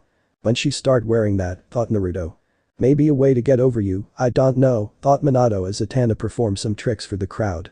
I have to say kid, if she yell at you in that, you might not be able to focus on her being mad, thought Kurama, getting a blush from Naruto and laugh from everyone else in his head. Shut up Kurama, thought Naruto as Zatanna finished her show. Naruto got up and made his way backstage, putting a genjutsu on any security that won't let him by. He waited for Zatanna in her dressing room. Okay kid, I take it back, she not going to kick your ass, she going to murder you, thought Kurama. No she not, thought Naruto, taking a seat and looking around the room and see a couple picture, some of her in different places around the world and with different people each time. Zatanna had just finished her show and was heading back to her dressing room, noticing some of the security was acting weird, she opened the door and went to seat in her chair. I have to say nice show there, showstopper, said Zatanna, causing her to go wide-eye. Law at Tsunaga, said Zatanna as Naruto was thrown against the wall. Well, you got the magic down show, said Naruto until he was interrupted. Shut up, you don't get to call me that, the person who called me that doesn't exist anymore, said Zatanna as she released Naruto from the wall. But Zatanna, I came back to, said Naruto, getting a glare from Zatanna. Really, and when were you going to tell about your black rose, or were we going to not know about each other, said Zatanna. What, no, after that job I was going to tell you both, said Naruto. Yeah, the job of you trying to take over your home island, is that it you thought that by doing that and taking us there that you would have us both happy, well did you? Asked Zatanna as Naruto nodded his head. Yeah, I knew that you'd both be a little mad, but we would work it out, said Naruto. Adjust it, you don't take in how we would feel, you thought that by doing that you get both of us to show the same amount of feeling for you, said Zatanna as she started to cry. Showstopper, said Naruto, trying to get close. Just get out, said Zatanna. Please just let me, said Naruto. I said get out. Shouted Zatanna, pushing Naruto out the door and slamming it shut. Naruto stood in the hallway looking at the door, hearing Zatanna crying through the door. Well, that was great, was ready for round 2, thought Ansem, getting a glare from Naruto. Shut up, you helped cause this, thought Naruto, getting a look from Ansem. Me, have you forgot who was the one who didn't tell Ether Girl about each other? The only reason Ivy didn't react the same was because she lost everything when you left. When Zatanna lost you, you both were on bottom, she climbed to the top while you were gone, all her dreams achieved, then her past comes back, what do you think she was going to do? Thought Ansem while smile as Naruto looked at the ground. Naruto communicator went off, yeah. Virgil, we need you help with this guy, said Batman. Okay, on my way, said Virgil, looking at the door one last time before head off to meet the team. Zatanna cried while holding a picture of her and Naruto sitting on a couch, smiling and in content, thinking about Naruto. Why did you have to do that? Why cold you stay gone? Making it easier for me to be mad at you. Flashback. Zatanna and Virgil sat on a couch watching the TV, smile. You know, showstopper, I bet they're going to go start say have you, she's Zatanna Zatara, the hottest new magician, both literally and figuratively, said Virgil, getting a laugh from Zatanna.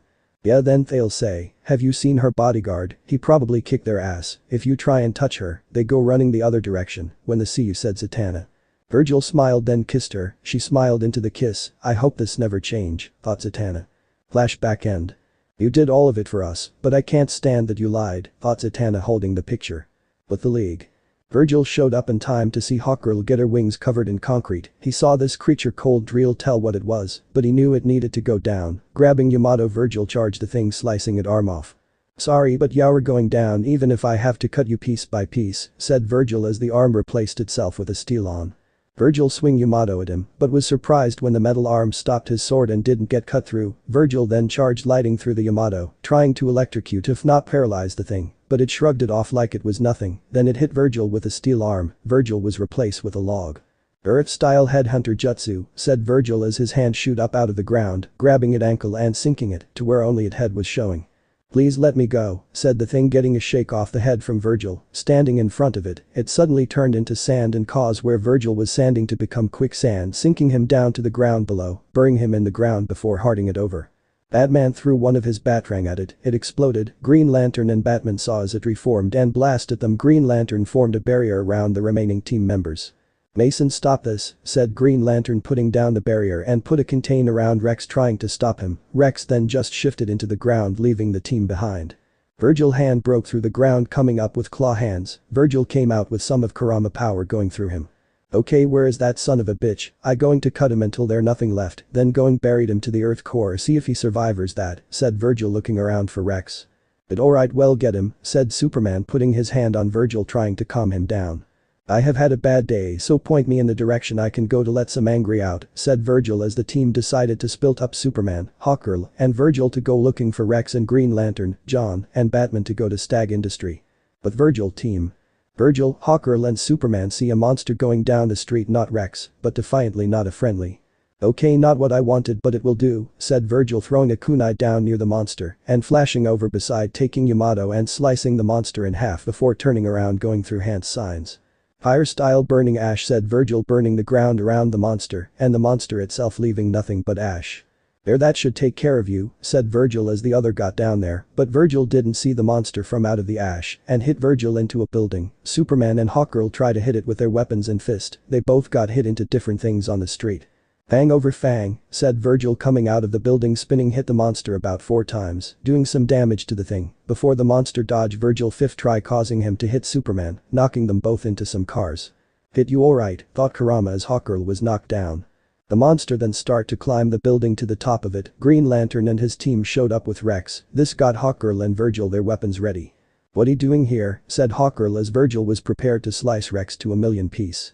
"Hold up, Hess here to help," said Green Lantern, causing both of them to look at him. "Hess telling the truth, Naruto," thought Minato. "Yeah, well, he still need to get his ass kicked by me for early," thought Virgil as the team found out what Stag was after. The League went after Stag as he had his daughter fighting each member of the League with fire, water, and earth. Virgil tried slashed Yamato, then put it in it holder with a click. This caused multiplied damage to Stag, but no enough damage as Stag hit Virgil back on the other side of the roof. Virgil got back up on a knee and went through hand sign. "Shadow Passion Jutsu," said Virgil, causing his shadow to capture Stag and hold him still for a while. "If you have a way to beat it, do it now, because this isn't going to hold long," said Virgil as he saw Rex turn orange. "Rex, no," shouted Sapphire as they both explode, leaving nothing but a puddle behind as everyone helped Sapphire out. "He was a good man," said John, getting a smile from Sapphire. "He would have loved to hear you say that," said Sapphire as the liquid started to form Rex again. "Now never doing that again," said Rex as Sapphire ran to him, holding him. "Good for them," thought Virgil, watching them. "Yeah, it good to see," thought Minato. "Yeah, people always do crazy thing when they're in love," thought Kushina, getting a think position from Virgil. "Yeah," thought Virgil. Las Vegas. Zatanna just finished her last show for tonight. When she got in the dressing room, she saw a stuffed fox in a magician costume with a note in its hand. "What this?" thought Zatanna, picking up the note that had Showstopper on the front. "Showstopper, I know that some of the thing I did was wrong, but what I did for you and Black Rose was real. I will explain everything to the both of you if you let me. If you don't want me back in your life, just don't answer this in the only way you can. I may be a worthless scumbag, but I try to make my past right. I hope you let me, Showstopper. Love, Virgil, now known as Naruto." Green Lantern was carrying the damned javelin with the others inside. The watchtower was just ahead of them. "Finally, I'm going to need to charge my ring after towing you guys halfway across the galaxy," said Green Lantern as Superman walked up to the console and pressed a button. "Javelin 7 to Watchtower," said Superman. "Watchtower here," said Batman. "We're coming in," said Superman. "And just when I was enjoying the peace and quiet," said Batman. Did Batman just tell a joke?" thought Virgil. "The FTHW world is doom," thought Minato. "Both have quitted," thought Kushina, getting a laugh from them. Suddenly a bright light came from the earth, sending a shock wave that sent the javelin and everyone flying. "Great Hera," said Wonder Woman as everyone landed somewhere. "Guys, look," said Superman, pointing out the window. They all saw the watchtower gone. "That can't be good," said Virgil, getting a closer look. "Batman, come in, do you read?" asked Superman into the console. "Be gone, and so is the watchtower," said John after trying to recon with his mind. "Metropolis. No wreckage, no blast, nothing," said the Flash. Who this guy?" asked Virgil, looking at a poster of a man with black hair and a goatee. Behind him were flags with what looked like a S inside a spiral. "Whoa, that a lot of darkness coming of this planet now," thought Ansem. "What do you mean?" thought Virgil. "Oh, come on, tell me you don't sense it. You have to use father powers sometime," thought Ansem. Okay fine, thought Virgil before sensing out with the power and felling darkness all around that he almost fell over from the amount. Brother, are you alright? Asked Diana, helping Virgil stand up. There's something wrong with this world, it's not like the one we left, said Virgil, trying to regain his balance. Where the hell are we? Asked Flash. I think I'm, said Superman, seeing a building that was the Daily Planet with the planet being held in the hand of someone. But how? Asked Hawkgirl. You there, said a voice. The League turned around to see men in grey uniform coming towards them. Where are your ID papers? The Leaguer looked to each other to explain. The Earth Air right in my coat, let me get it, said Virgil, reaching in his coat so they wouldn't see the jutsu being formed. Hurry up, said one of the men, getting a nod from Virgil. Of course, wind style slash, said Virgil, sending a large blade of wind at the men, knocking them back into the buildings. Nice style kid, though, Kurama. Suddenly hover vehicles came. Superman, Hawkgirl, Wonder Woman, and John flew to take on the ones in the air, while Virgil and Flash took care of one on the ground, Virgil cutting up their weapons before they could attack. Over here, said a voice before Flash, and Virgil looked and saw Shadow Fugger with lone ears. That's? Asked the Flash as Batman walked out in an armor-like suit that cover all but his mouth.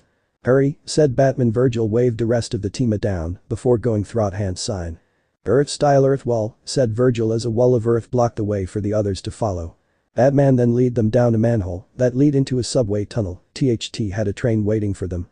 Okay Watts, said the Flash before Batman turned on the train and speed away, knocking everybody but Superman and Green Lantern off their feet. Hawkgirl, could you please move the mace? I don't like where it's at, said Virgil. I don't know, it might keep you in line, said Hawkgirl jokingly. Yeah, just move the damn thing, I don't want to be immobile for a while, said Virgil as Hawkgirl moved the mace away from Virgil family jewels. As they passed by an entrance that looked boarded up, but the boards moved away to let the train pass by, they stooped to the platform with moored cars and a computer on the higher platform. Batman walked forward, but Flash dashed in front of him. Hey, said Flash until he was interrupted by a bunch of man and woman dressed in the same uniform pointing guns at them. No, I have questions, said Batman. Wow, I like this bat, can I have him as my next Demon Heir, thought Kurama. Yeah, I don't usually agree with this thing, but can I please stay, it's fun here, thought Ansem. Who are you, said Batman. Scary bats more than usual, said Flash. Very stains, can I see a like you, said Batman as Green Lantern walked up to him. Come on man, you know us for years, said Green Lantern. Even thought they could see his eyebrows, they could tell that Batman raised one up. Batman then picked up a gun and pointed it at Green Lantern. You must have me confused with someone else. Superman dashed forward and grabbed the gun, bending it. Enough if we want to HRT you, said Superman until everyone heard a click. The guns in all the hand of the woman and men shattered as they looked and saw that Virgil had befell open Yamto and put it back in the case without anyone noticing. You would have been able to army those guns, let alone fire them, said Virgil in the coldest voice he could manage. This got shocked looks from the League. Batman looked at the shattered remains of the guns and said, let's talk. G then explain how the Nazi won World War II and Vandal Savage is the dictator of the world now. Did you like the show, thought Ansem. What did you do? Thought Virgil. This world is affecting you, think about him, the god of darkness. This nothing but darkness, so the longer I stay here, thought Ansem. The stronger you get, thought Virgil, getting a grin from Ansem. Yes, give the man a prize, thought Ansem. You won't get out, thought Virgil, getting a shake of Ansem head. It's not if Virgil, it's when, thought Ansem. Virgil shook his head to try and get Ansem away from the front of his mind as he heard his sister ask why weren't we affected. Maybe the aura from Lantern Ring protected us, said John as Batman got out of the seat he was in. Care to explain? Asked Batman. Have you had any electronic or magnetic disturbance lately? Asked Superman as Batman thought for a while. We had Infurus on the comm link earlier. Why? Asked Batman. Savagi lab night time. The heroes busted through a room with what looked like a small hole in the middle with scientists in radioactive suits. The scientists ran as the guards attacked the heroes. Virgil saw more were coming and went through hand signs. Earth-style landslide, said Virgil as he slammed his fist into the ground, causing the floor to fall out, along with some of the building blocking the entrance to the lab. That should hold, said Virgil as he walked to the portal with the others. So someone went back in time and changed the past? Asked Hawkgirl. John nodded to this and said it seems so, as Batman walked towards them. So you're saying all this happened because someone went back in time and changed the past? Asked Batman. It would seem so, said John. So going back would change everything including my parents' death? Asked Batman, hopeful to have his parents alive. I can't promise that, said Superman. Batman looked down at the ground before looking at the League and said, do it. If we fix the past, this version of you would never existed, said John. Nothing would make me happier, said Batman. Do you want to come? Asked Hawkgirl, looking back at Batman, who shook his head. "No, if this doesn't work someone going to have to fight," said Batman as the League nodded. One by one the League jumped in, leaving Batman to his thoughts. Keene, France train station, June 10, 1944. Everyone flee a few feet from the sky into a destroyed train, groaning as they all was the first to get up and look around. "Where are we?" asked Flash before speeding off and seeing the German battling the Allied forces as the rest of the League walked up to where he was. "It like those old documentaries," said the Flash before a big wheel spiked and about 7 stories tall with artillery cannons and anti-personnel weapons on the wheel with spikes where it rolled. "Yeah, not really," said Virgil, drawing Yamato and charging the wheel. Green Lantern shield the tanks from the wheel's weapons, while Flash distracted Virgil cut of one of the 2 cannons on the wheel before taking out some of the spikes on it. Wonder Woman then came at the side her brother had cut the cannon off of and hit the wheel, causing it to dent and fall over without the spike to hold it up. As the League walked up to the Allies cheered and whistled in Wonder Woman and Hawkgirl direction, Virgil seeing this was about to go in Big Brother mode. Virgil stopped, think these men haven't seen beautifly women in days, this isn't like your time or our shinobi world, Detabo, thought Kushina. "Yeah, so breath in breath out," thought Minato as Virgil claimed down, knowing they were right. "The bad the fight end like that, I was hoping to it would fry them," thought Ansem. "Yeah, well, not going to happen and we aren't getting out, we aren't surrounded by the darkness of that world anymore," thought Virgil. "No, but war and darkness go hand in hand, so don't worry about it," thought Ansem, causing Virgil to grab his head. Wonder Woman seeing her brother grab his head went to him to check, "You alright?" as Virgil proceeded to smile. "Yeah, just fine sis," said Virgil, getting a nod from Wonder Woman as John phased through the wheel holding some device. "I found this inside," said John, hold up the device so everyone could see it. Wonder Woman grabbed it to she and Virgil could get a better look at the device. "But these weren't invented until after the war," said Green Lantern, seeing what it is. Before someone could ask what it mean, they're here to blast as more of those wheels came out. "Those soldiers are getting decimated," said Superman as him and everyone except John and Wonder Woman left, but as Hawkgirl was about to left, Wonder Woman stop her. "What?" asked Hawkgirl. "Watch Virgil, I think that darker side Morgana Relst is trying to get out," said Wonder Woman, getting a worried look from Hawkgirl. "Okay, first sign of it, it'll knock him out," said Hawkgirl as she fell will catch up with the rest of the League as Virgil flashed some of the soldiers out of the line of fire from the wheels. "Okay, you guys are getting annoying, hey Superman, make sure no allies are in range of the wheels," said Virgil, getting a nod from Superman as they got as many out of the way as possible. "You're clear, Virgil," said Superman as Hawkgirl carried the last 3 soldiers away. Virgil went through hand sign. "Higher style great fire annihilation," said Virgil as he shoot out a wave of fire that destroyed all the wheels that were faced the League and allies down, melting them to nothing, and guess to your jutsu as requested. As the wave of fire destroyed anything in its path before finally going out, Virgil flashed over to Hawkgirl and the rest of the League to hear Flash talking to Hawkgirl. "Where's GL?" asked the Flash, looking around. "His ring gave out," said Hawkgirl, causing wide eyes from Flash and Virgil. "You left him, I going after him," said Flash, start running back to where the great fire annihilation happened. "If he was back there's no way he survived that jutsu it made to destroy everything in its path, unless he was able to get underground, he dead," said Virgil, looking down at the ground, think it was his fault. "Well, looks like you need a new member, because you just barbecked one," thought Ansem. "Shut up," thought Virgil. "Oh, I'm sorry, he was a friend, I always said friend are nothing but pawn, you should have listened to that," thought Ansem. "Shut up," thought Virgil. "Hit don't listen to him, he just trying to get free and we don't need that," thought Kurama. "But I killed him," thought Virgil. "Please, if that was true, you would have felt him burn and the ring would have chosen a new guardian, I haven't felt no ring pull searching for that person," thought Kurama, getting a smile from Virgil, releasing he was right. While Virgil was in his thought process, some enemy planes sneak up on them, starting to shoot bullets at the League. Superman and Hawkgirl flew up to meet the planes, while Virgil blocked any bullets he could with Yamato. "Okay, try this on for size, wind style vacuum slash," said Virgil as he breathed air onto Yamato. It surrounded the blade before he slashed it in the air, hitting a few of the planes, knocking them out of the sky. One of the plane's bullet grazed Hawkgirl wings. Before it could hit her again, the lane exploded. She looked down at Virgil. "Nice shot," she said, but Virgil shook his head. "It wasn't me," said Virgil. Then 4 blue planes with red tails and red wings and a red heat symbol on the side came down. "Friends of yours?" asked Superman, flying beside Hawkgirl. "They are now," said Hawkgirl as she smiled. The planes attack with the 3 heroes causing the enemy to retreat. Later Virgil along with Hawkgirl were laying sandbags down on the ground as Superman laid another truck down as Flash came back from looking for Green Lantern.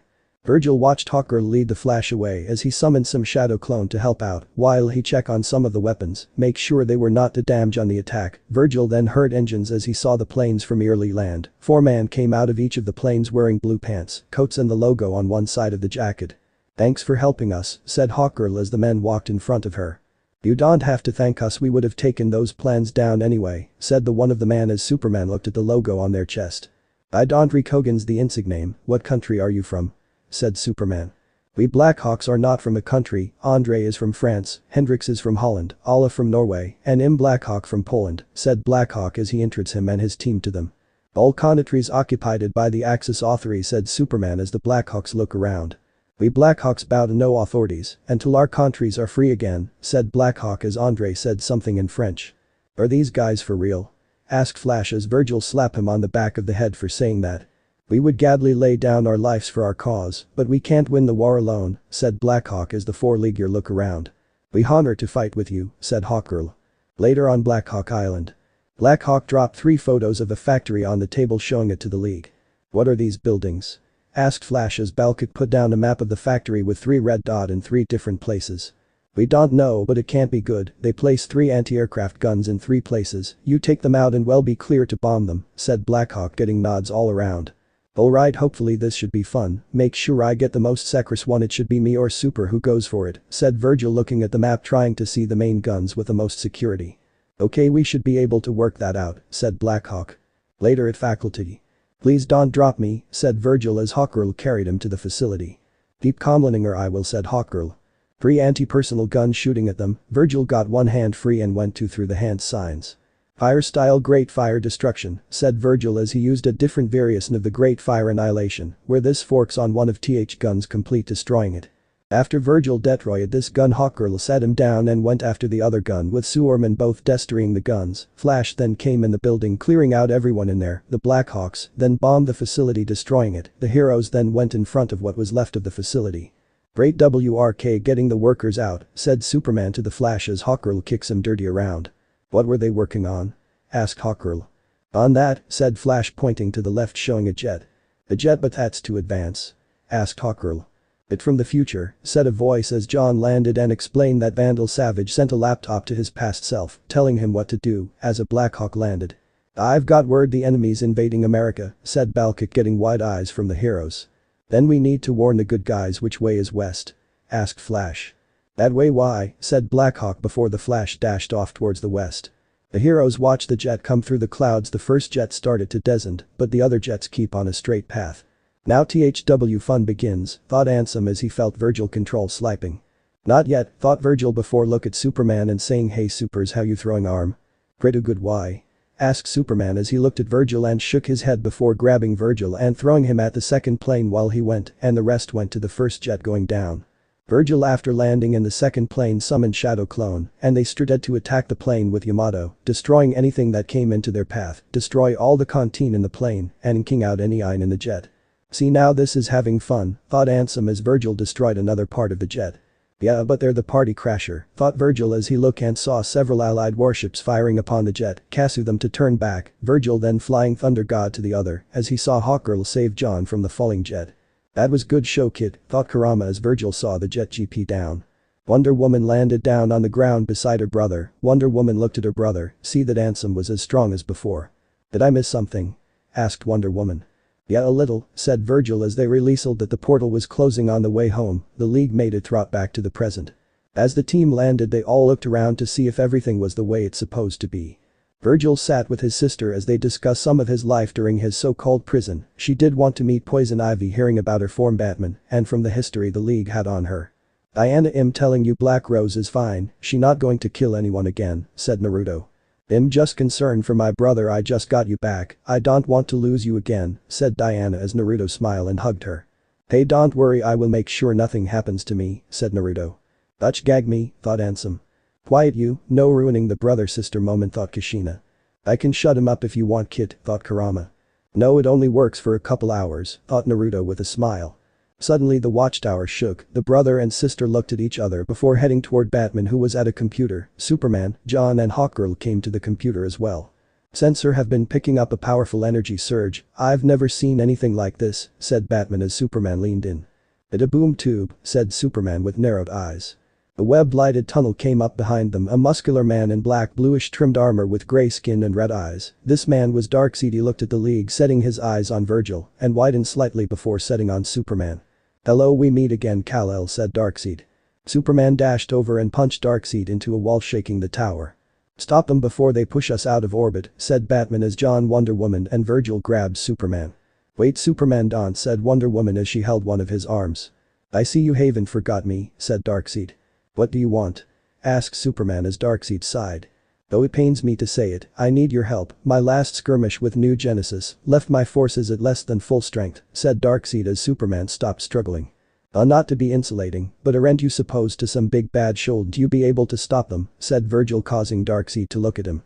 Trust son of Hades, if I didn't need your help I would task it, said Darkseid. Okay, just wondering, said Virgil. Wait, did he just call me son of Hades, thought Virgil. Yeah, he did, he should know that, thought Minato as Virgil looked at Darkseid with narrowed eyes. Darkseid brought up a controller and brought up a screen showing a robot with 3 dots on his forehead.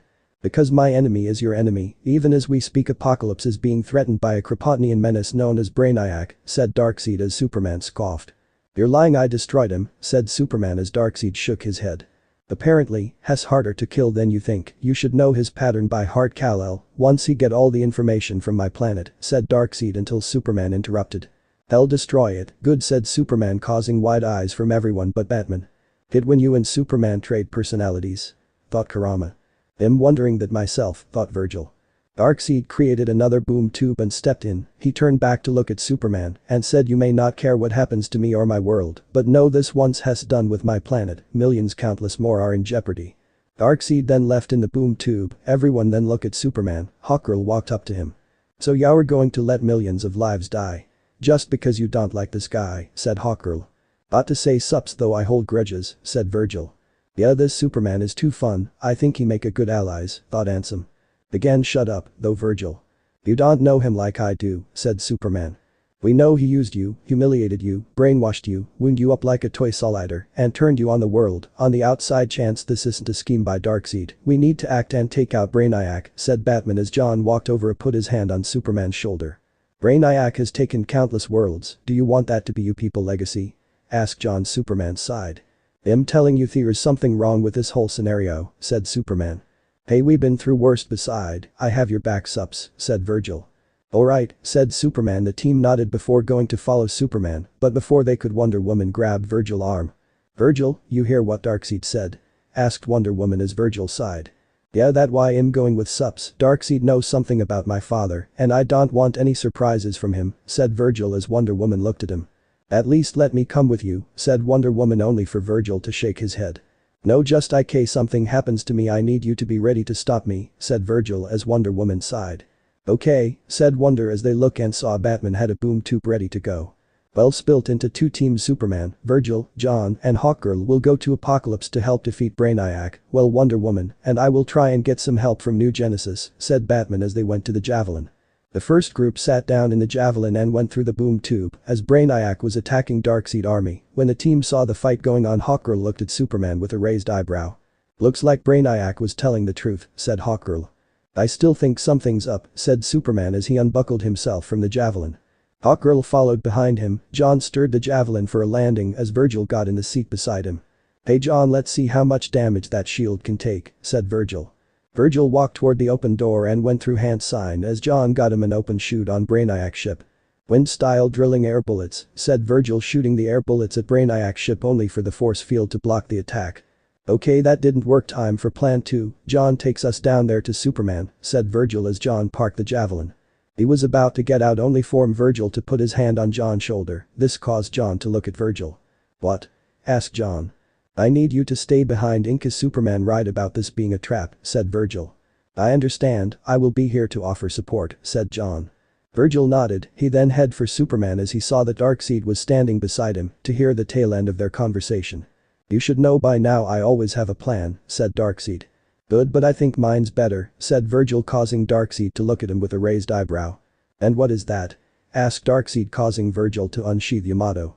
Simply Yamato can cut through anything. Get me close, I can cut through the force field, said Virgil. Impressive, but from my knowledge you can't fly, so how are you going to get up there, son of Hades? Asked Darkseid. Simple sups, how you're throwing arm? Asked Virgil, causing a raise of Superman eyebrow. Good, why? Asked Superman as Virgil smirked.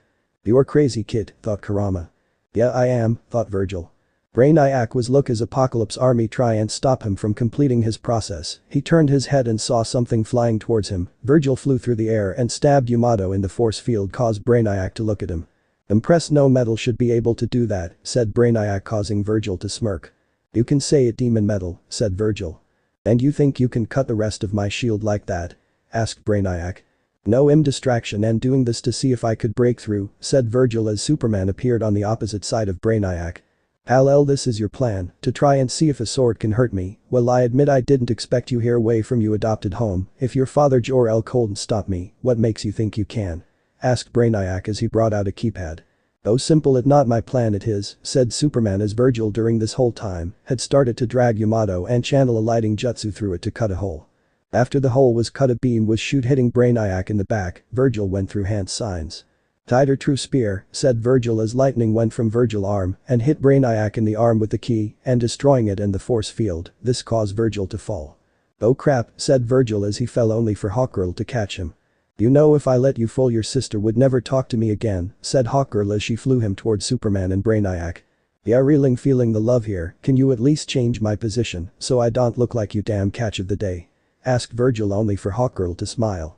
Another time, Kal-El, said Brainiac as a light from his ship hits him, taking him inside. No, said Superman, flying after him. 3 Brainiac bots flew down. Superman took one out with his heat vision. The bot exploded. This explosion caused a wave that knocked Superman, Hawkgirl, and Virgil to fall to the ground. Virgil, seeing the ground coming fast, Virgil went through hand signs. Earth-style mud slide, said Virgil as they landed in a mud slide. The 3 of them landed in the mud. Superman looked at Virgil, smiled a thanks while Hawkgirl glared at him. Thanks, Virgil, said Superman. You could have thought of anything better. I have mud in place. I don't want to have mud, said Hawkgirl. Sorry, I try something else next time, said Virgil as he also have mud in place like that. Yeah, I should have told you to use a wind jutsu to cushion the fall, thought Minato. I kind of think it fun, though, Kushina. I kind of wanted you to die, but that didn't happen, though, Ansem. The 3 heroes looked to see Darkseid beside them. Darkseid on a small ship looked at the heroes. What are you waiting for? Get him, said Darkseid. Only because you asked nicely, said Superman. Shish, grump much, said Virgil as the javelin hovered over them and they each went inside. Hawkgirl looked at Superman. Still think Darkseid has a hidden agenda? Asked Hawkgirl as she strapped in. I'd bet the farm on it, said Superman as he nodded. The League followed Brainiac's ship into an asteroid field and eventually came to a bigger ship which the smaller one went into. The ship then went over the hill where it disappeared. Okay, where he go? Asked Virgil as they came upon to 3 hole that looks like Brainiac forehead. Forget I asked. The javelin went to the 3 holes where it was hit by a beam. The beam started to pull them in a hole. We're being pulled, we have no control, said John looking at the screen. Keep your eyes open, said Superman as they landed on a platform. Yeah, this should be fun, said Virgil as he gripped Yamato, ready to slice anything in his path. They all walked out of the javelin. The other platform came up to them. Okay, this is a trap, you know that, right, said Virgil as he looked at Superman. Superman walked onto the platform, the others followed. They enter a big room with more of Brainiac's symbol. Welcome, Kal-El, once I made you an offer to join me, I'll make it again, said Brainiac as he slowed down from a throne. You must be joking, said Superman as he scoffed at the offer. Why do you reject your great heritage? Its entire history is coded in me, said Brainiac as picture of Krypton and Superman parents came up. Superman, you can't be thinking, said Hawkgirl as Superman looked at each screen. I am Krypton, you perversion, dishorning the very memory of its people, my people, said Superman, just glared at Brainiac. And this is your final decision? Asked Brainiac. Read my lips, go to hell, said Superman as Brainiac brought out 2 cannons. Okay, no more cussing for Superman, said Virgil as he slashed one of the cannons. John took out the other cannon as they charged Brainiac. They all hit Brainiac at the same time, with Hawkgirl delivering the final blow. Someone had to shut him up, said Hawkgirl. Lucky I wanted to introduce a Rasengan to his face, said Virgil, cause Hawkgirl and Superman to smile. Is it over? Asked John. No, it's far from over, said Brainiac. The League turned as several Brainiac come flying out and attacking. Virgil slashed 2 of the Brainiac head off. Virgil went through hand signs. Wind-style drilling air bullets, said Virgil, taking out the rest of his Brainiac. Time to help the rest, thought Virgil. Yeah, please also turn around, though, Ansem. What? Thought Virgil. Virgil turned around to see Darkseid fist hit the side of his head, knocking him out. Darkseid then took out Hawkgirl and John with the Omega beams. Darkseid, said Superman as he saw the other taken out by Darkseid. Brainiac shocked Superman. Brainiac then looked at Darkseid as Darkseid picked up Virgil. It appears our stratagem was a success, said Brainiac. Yes, I delivered Superman, will you leave Apocalypse alone? Asked Darkseid. Yes, and I shall turn the son of Hades into your ultimate weapon, said Brainiac, causing Darkseid to grin as Brainiac led them down the hallway with Superman and Virgil being dragged. Virgil started to come to. He was strapped to a table. Virgil looked and saw Brainiac and Darkseid standing in front of the table with some type of black liquid. That's awake, interesting, said Brainiac. What do you expect from a son of Hades, said Darkseid. And how do you know my father? Asked Virgil. Those caused Darkseid to laugh. Why do your father choose your mother? Asked Darkseid. Because she held the key to Olympus, said Virgil. That part of the truth, but you see your father knew he couldn't trust the Titans. I happened to come to Earth then scouting for recruits, where I meet you father. We made a bargain, I would help him conquer Earth, and in exchange his next born son would be the general of my army. You son of Hades will be it, said Darkseid. Yeah, thanks for telling me my father was more of a bastard than before. The only thing I'm leading is my redemption, said Virgil. True, I knew you won't lead my army, but Brainiac said he find a way to make you my perfect weapon, said Darkseid pointing at Brainiac. The SRC, I have found that black kryptonite can split a person good half and evil half, said Brainiac. One problem, I'm not Kryptonian, said Virgil as Brainiac nodded. True, but I have found that when black kryptonite is turned into a liquid form and injected in certain part of the body, it will work on any being. Now this will hurt, said Brainiac as the needles with black kryptonite punctured different part of Virgil screamed. The black kryptonite went into Virgil's body through the bloodstream. Virgil had never felt so much pain in his life. Darkseid and Brainiac watch as another Virgil begin to appear. Come out of Virgil's body, the two separated. Ansem stood up in his new body with spike white hair with a little black in it. He stood with a long sliver buttoned blue coat and the hairstyle and coat of Virgil from the original Devil May Cry. Ansem looked at his new body and noticed he had white gloves along with black pants and a white shirt. Ansem smiled at his new body and final being free. Oh, free at last, I should thank you, but I have things to do, people to kill, you understand, said Ansem. No, said Darkseid, cause Ansem to stop. I'm sorry, what? Asked Ansem. You see, I know that Superman allies will be here to save him. I need to make sure they don't interfere, said Darkseid. Okay, and I get to kill Diana, how fun, said Ansem as he stood beside Darkseid and Brainiac.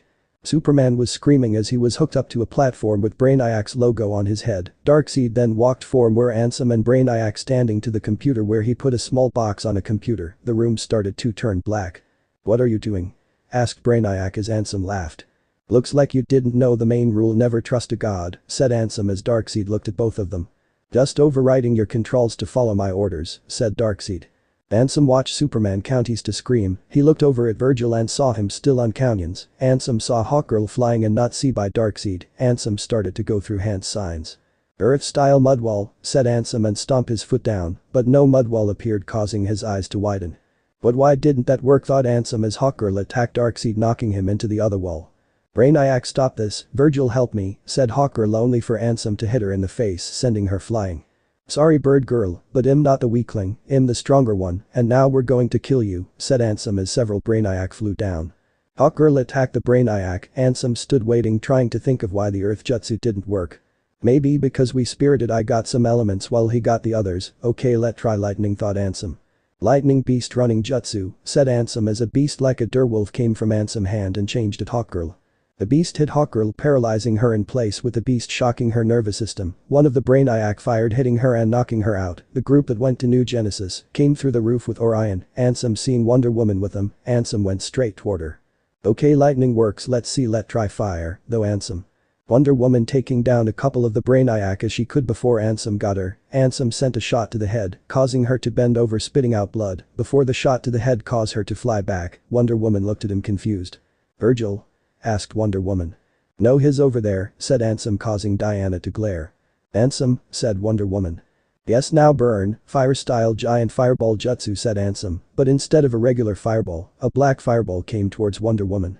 She got out of the way and watched as the black fireball destroyed the Brainiac and the arena around them. It did more damage than any fireball that Virgil had fired before.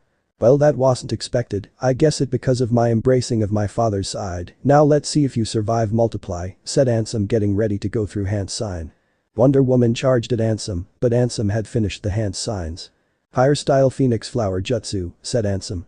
Water-style water wall, said Virgil as a water wall appeared in between Wonder Woman and Ansem. Diana, go help the other, take Yamato with you, said Virgil, glaring at Ansem. But Virgil, said Wonder Woman. No Diana, go take Yamato, if he kills me, he could have it, I won't allow it, now go, said Virgil as Wonder Woman took Yamato with as the other had free Superman, and we're getting ready to leave. Aw, how sweet, now I have a reason to go after her, but of course you're the good brother protecting the sister, said Ansem. It's my job, but also now I don't have to worry about hurting anyone else during this, said Virgil. Well, don't, once you die I'll make sure to finish them off, said Ansem. Ansem charged Virgil as the two coiled. Virgil hit Ansem in the gut. While Ansem managed to get Virgil on the right side of his face, the two started to exchange shoot left and right, while ducking and weaving in between the some of the shots. Ansem managed to get an uppercut sent Virgil into the air. Ansem managed to turn Virgil around so his head was point toward the ground, while Virgil's feet were in point toward the sky. Falcon drop, said Ansem as his drop Virgil on his head. Ansem stood up looking at the spot where he had dropped and said that was easy. Water style water shark bomb jutsu, said Virgil as a water shark hit Ansem from behind and knocked him across the room. Ansem stood back up with blood running down the side of his face, and Virgil had blood pouring down the front of his face right over his eyes. Ansem glared at Virgil before both went through hand signs. Lightning style Black Panther jutsu, said Ansem sending a Black Panther made of lightning at Virgil. Wind style drill air bullets, said Virgil, send air bullets that destroy the Lightning Panther, but Ansem expected this. Fire style dragon flame bomb, said Ansem sending the black fire into the air bullets. The fire increased in size with the air bullets. The black fireball was heading towards Virgil as he went through hand signs to try and make a comeback as the fireball come towards them. Water style water bullets, said Virgil sending 3 water bullets at the fireball. It didn't destroy it as it was too big. The water bullets caused steam. Ansem smiled seeing the fireball destroy everything in its path. Well, that anticlimactic, said Ansem starting to walk away. Earth-style landslide, said Virgil as Ansem eyes widen hearing Virgil's voice below the ground. The ground shifted underneath Ansem as he feel Virgil hit him multiple times in the gut before kicking him in the face, sending him to the other side of the room. Ansem bleeding more and the front of his jacket torn got up glaring at Virgil. Virgil started to pant as he felt weaker from the separation. Ansem seeing this smiled.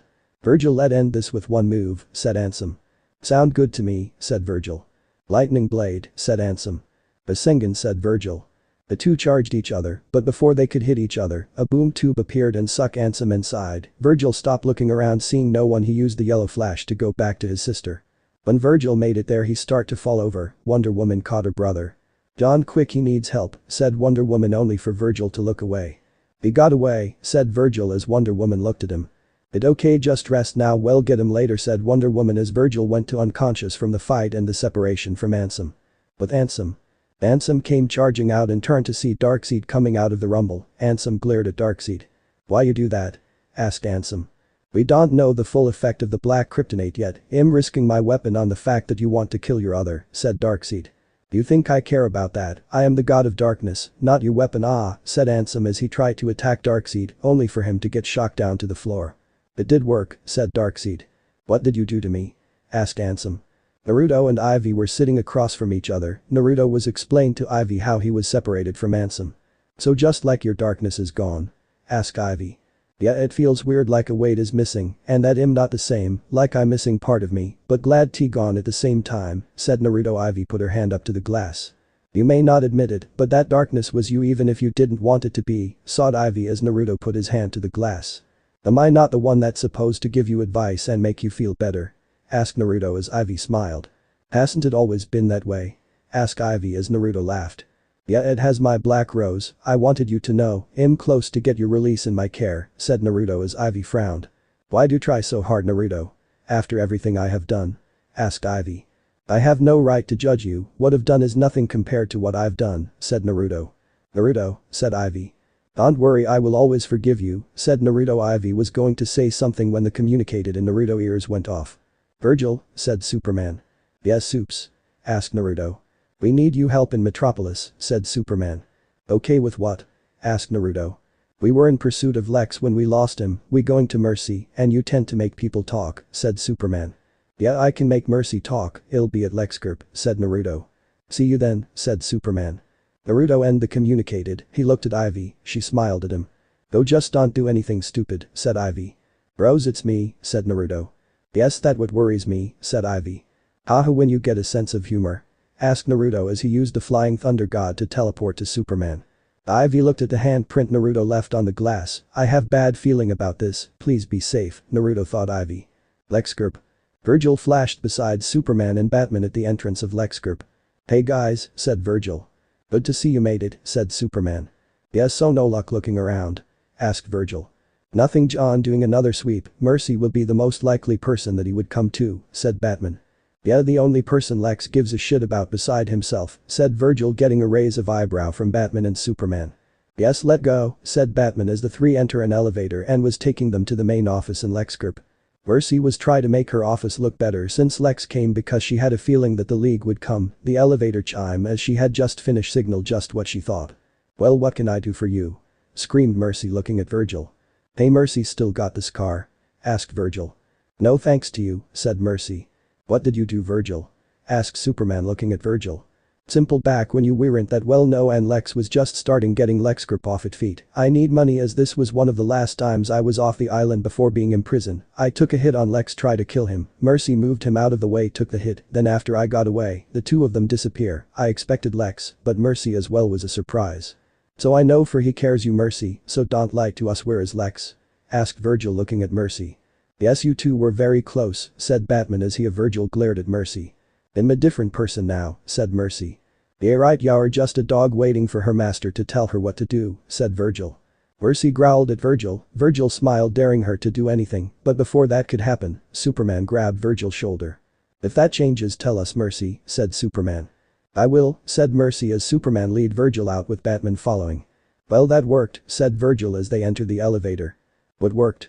asked Superman.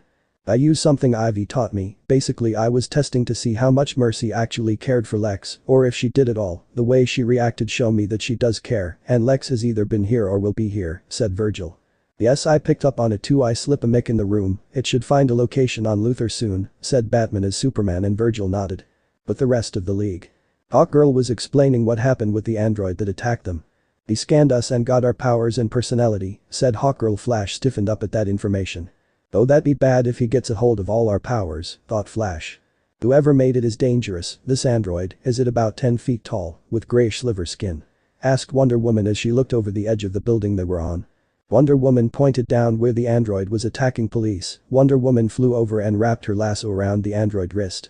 "Wonder Woman, no," said Flash. The android scanned her, he then pulled on the lasso. Wonder Woman tried to keep the android from pulling her. The android was starting to win when it got blasted by a green energy. This blasted sent the android flying into one of the buildings. The android looked up to see Green Lantern. It scanned him. A gray ring from on the android's right hand. The League charged at the android. He shot at them with a new ring. It sent them flying into a billboard and having it fall on them. Flash got up and stared at the android. Flash then charged at the android. The android see him coming, made a ramp that caused the Flash to fly into a wall.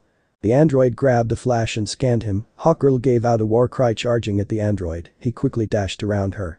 "Didn't see that one coming, did you?" asked the android with his arm cross. "Water-style giant vortex jutsu," said Virgil behind the android. The android was hit by a vortex of water, knocking him down. "Did you see that coming?" asked Virgil. He then walked over to his sister. "You guys need some help," said Superman as he landed beside Green Lantern. "No way, if he copies you or Virgil we'll have no chance of winning," said Green Lantern. "Why?" asked Virgil. "He can copy powers. If he copy yours or Superman, no telling how powerful he'd be, brother," said Wonder Woman. The android had got up and scanned Superman. Android charged Superman, knocking him to the side. Wonder Woman charged at the android knocking her into the wall. Virgil, seeing his sister being pushed around, putting some of Karama Charka as his eyes turned red. Virgil going through hand signs. "Fire-style Phoenix Flower Jutsu," said Virgil, sending multiple flames towards the android. The android took the damage. Virgil grabbed Yamato, slashing the burning android across the chest. The android fell to the ground looking to be deactivated. Virgil lifted Yamato up, about to cut the android head off. The android blocked with a sword of his own. The android eyes now deep red like Virgil's. The android's skin started to turn gold. "No," thought Wonder Woman. "Oh crap," thought Kurama.